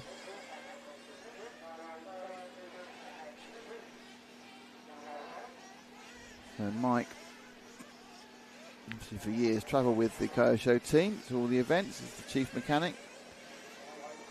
And he's under heavy pressure now from Dan Hancock for the last bump up. So Hancock in the all pink.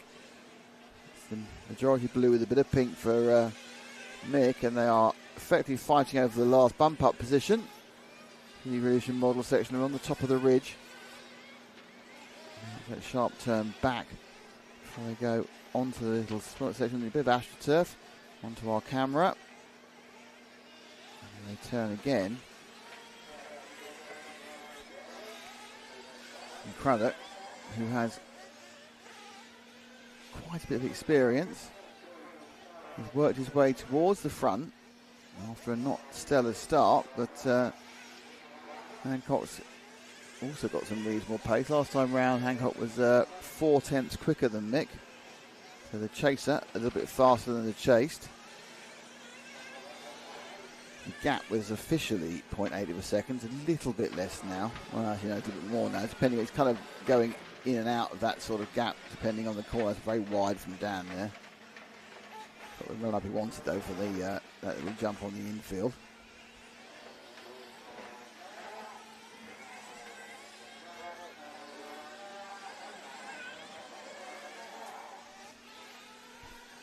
So Mick remains in fourth. Hancock dropped off about 7 or 8 tenths of a second that time. So just still with over a third of the race to go, Wayne Buckhorn is leading, and he's leading quite comprehensively by, he's leading by 4 seconds from Nathan McLaughlin. The pair of them are comprehensively 14 seconds of David Rose. Rose is 3 seconds ahead of Craddock, and Craddock is a second, well, he's that far ahead of the pink car. So when you look at the pink car, that's far ahead he is of him.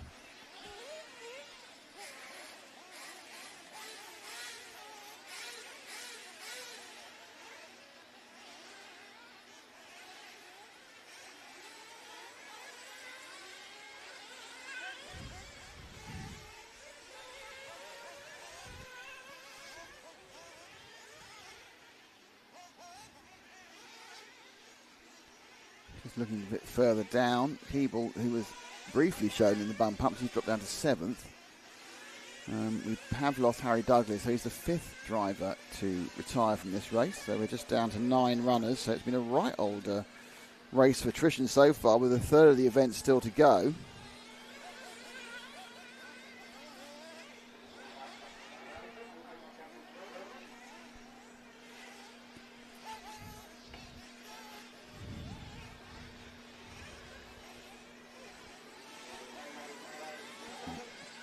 There's a 46.8.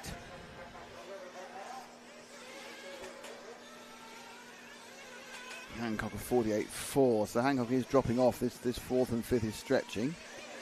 Evans is 8 seconds back. Keeper's another 3 seconds back. So Craddock on camera, pink and blue. Is also catching up David Rose. So that all orange car is in 3rd, and I think Mick's about to go past him. So Mick now moves into 3rd. The orange car moves into 4th. That's Dan Hancock. So Dan's who we're looking at now, Ash. And in fact, he's lost the position, didn't he? That was Rose going past him, so he's now 5th. So Hancock, went past him in the pink car. This is Rose, sorry. Oh, I'm very confused. This is Rose, who's dropped badly. Yeah, so Rose dropped badly to 5th. Hancock's ahead of him. Behind him, that is not the same lap, the car behind him. He's either a lap ahead or a lap behind. So this is your 5th place man now, Dave Rose, in the all orange. He's trying to catch the, oh dear. He's trying to catch the all pink, which was just briefly in the shot there as we're about to turn onto the AstroTurf roller coaster.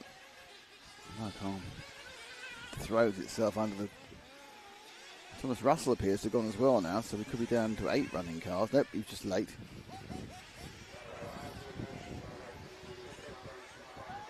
So Rose looking to... Oh, no.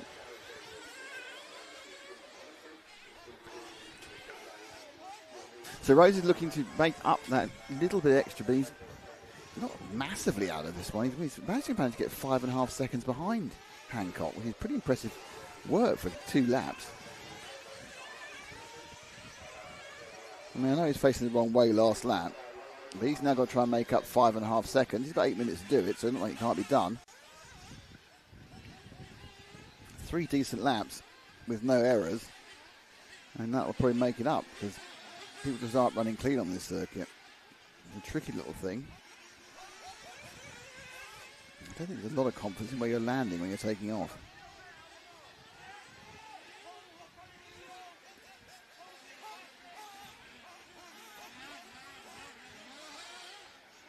And into the pits. This will be his last stop. Fueling. And away he goes. So Rose needs to find something in this last 7 minutes. He wants to continue on in the Herts GP25 and get into the semi-finals. It's all a little bit tricky. You saw the flash of the pink car, which, as we know, is Hancock. So I assume Hancock's also stopped for fuel now. Maybe even the same. Now, well, he didn't run. He lost a couple of seconds. He was fielded at first slip there by the marshal. Mike's car, all the top 3, sorry, all the 3rd, 4th and 5th all went in for fuel last time round. Craddock and Hancock have come out pretty much together. And this is the chasing David Rose, who needs to make up, 7.3. It's just got worse every lap. It's not really looking very likely. As he has to try and find a hatful of time, which hasn't particularly looked like happening, if I'm really honest with you. I am really honest with you. You know me, I'm really honest with you. I wouldn't be really honest with you.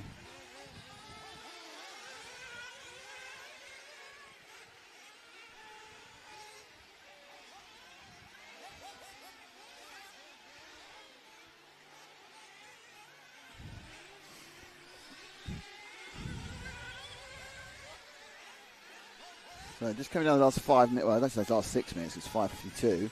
That time round, he gained a second. That's good. So Rose gained a second that time round. It's now 6 exactly. His major hope, I think, at this point is that Craddock and Hancock have a bit of a row. There's only 7 seconds. Can we move up the track 6 seconds and find the people who are 3rd and 4th, Ash? So it's that pink and blue car. There we are. And it's just changed, in fact. So there has been a bit of a row. And the pink machine of Hancock has gone past Craddock. They're both bumping up at the moment, but the hope, if you're a David Rose fan, is these two are going to come together. It's going to cause some problems for each other. And there's going to be a loss of time. But Hancock has got himself into a much safer position of 3rd, Craddock in 4th. Both at 47 and 48 were the time, so it was a case where Hancock lost a bit of space. And as you can see, Rose managed to gain another 1.8 seconds, thanks to the squabbling of these two.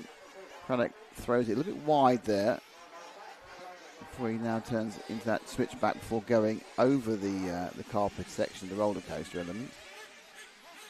So Rose is 4.3 seconds behind Craddock last time round. Obviously, we're not looking at Rose, so there's a good chance there's been at least some interesting bits of action since then. Oh, now this could be key. Are we going to see Rose? We are. That's it. So Craddock now drops to 5. Rose has gone past him. That slap landing has cost Mick Craddock. He's now going to try and catch up in the last 4 minutes to David Rose to bump up to the semi-finals. Hancock freeing away. Craddock, that accident we saw has taken him out of contention currently for a bump up. There's the orange car. It's target acquired for Mick Craddock. But seeing is one thing, catching and passing is another. Lining the car up onto the roller coaster of AstroTurf and then turn back on yourself. Who's that? Oh, Nick, come on. That was never ever settled down again from the first error. First error, the car never settled down again. He fired it up that way. So Craddock, I think, is all too aware he's fifth, and he's now going to be all too aware that he's going to be 6 or 7 seconds off David Rose with 3.5 minutes to go. Gap comes down to, what is it going to be? 6, I said 6 or 7, so 6.4 is pretty good, isn't it? Mystic Nick and his ability to see time. I can see time!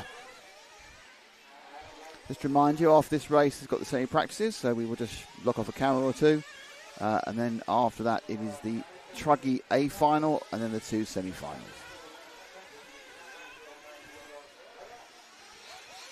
So Craddock has got it all to do. Ooh. There's not even a point. There's not a point at the moment when both of them are in the same frame, is there? And that's a worry for Mick. I mean, he can certainly see Rose through his peripheral vision. Your vision on the track. Oh, it's just not working for Craddock at the moment, is it? I think as he's trying to push, the track's really biting back at him. Oh, he's broken it. You can't need fuel. I think Craddock's broken the car and he's retiring. I think that might be it. Is it front left? It's gone, I think. Yeah, I think he broke the front left. So this now means that Ashley Evans is in 5th place, but he's about a fortnight behind the others. See if we can find car number 9 of Wayne Buckhorn, who's leading this race. We haven't seen him hardly at all. He should be right in the middle of the track, possibly just coming around those loops at the top. But car 9, if he's somewhere to be seen, that's car number, which one is that? Is that 9? Yeah, that's Wayne Buckhorn. Is that 9 or 8? I can't read these numbers are terrible. Here's 9, thank you, Ash. This is Wayne Buckhorn. He's led from the start. He has a lead currently of 13 seconds of Nathan McLaughlin. McLaughlin's going to become our first ever bump upper, so congratulations to him with his last minute and a half.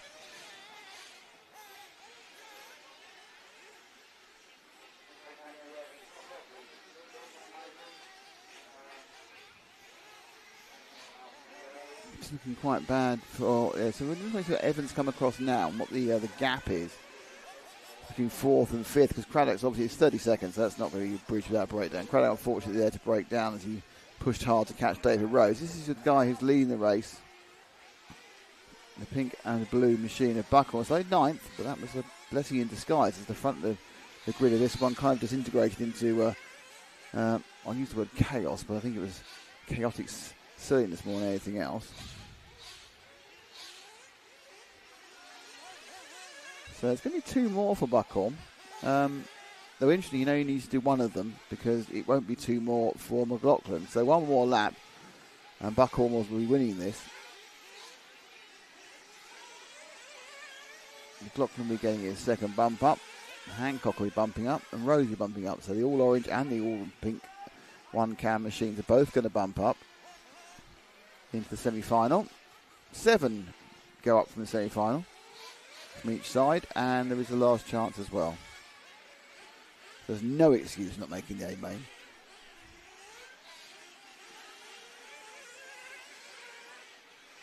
So, starting his last lap, and he has already won the race, is Wayne Buckhorn. Nathan McLaughlin just waiting, he'll roll over in second. It's a very good chance Ashley Evans will get caught. He will. So, in fact, we know who the 4 bump-ups are because Evans will get caught on the previous lap. So, it's going to be Buckhorn, McLaughlin, Hancock and Rose who will bump into the semi-finals.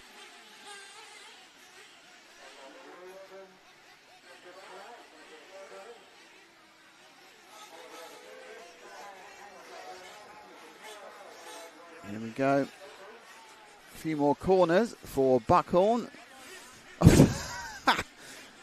He spoiled it right at the end. Doesn't matter. He's still winning by a mile. So Buckhorn gets in the semi-final. Okay, so up next will be just to give you the result. Buckhorn, McLaughlin, Hancock, Rose, Evans, Keeble, Lewington, Craddock. So up next will be the semi-final B. So I am going to end the erroneous stream, which I apologise for, which is the stream that currently has 39 viewers. The link is in the notes about where the correct stream is, and you shouldn't let me loose on things early in the morning when I've been working all weekend. So people like Jules Wynn, Nilsby, head of the UK, Frederick and the gang, Lee Carlston. We're going to, and Life in Cycling, who spotted this as well. This is all wrong. So ending that first stream now. That's the stream now, and the other stream, the link is in the description. If you're on the stream with 100 and something viewers, you're fine. Nothing's going on there. Or 80 viewers. Don't worry about that. That one's staying on, and we will do the stream ending now. So see you in the new stream, and see you after lunch.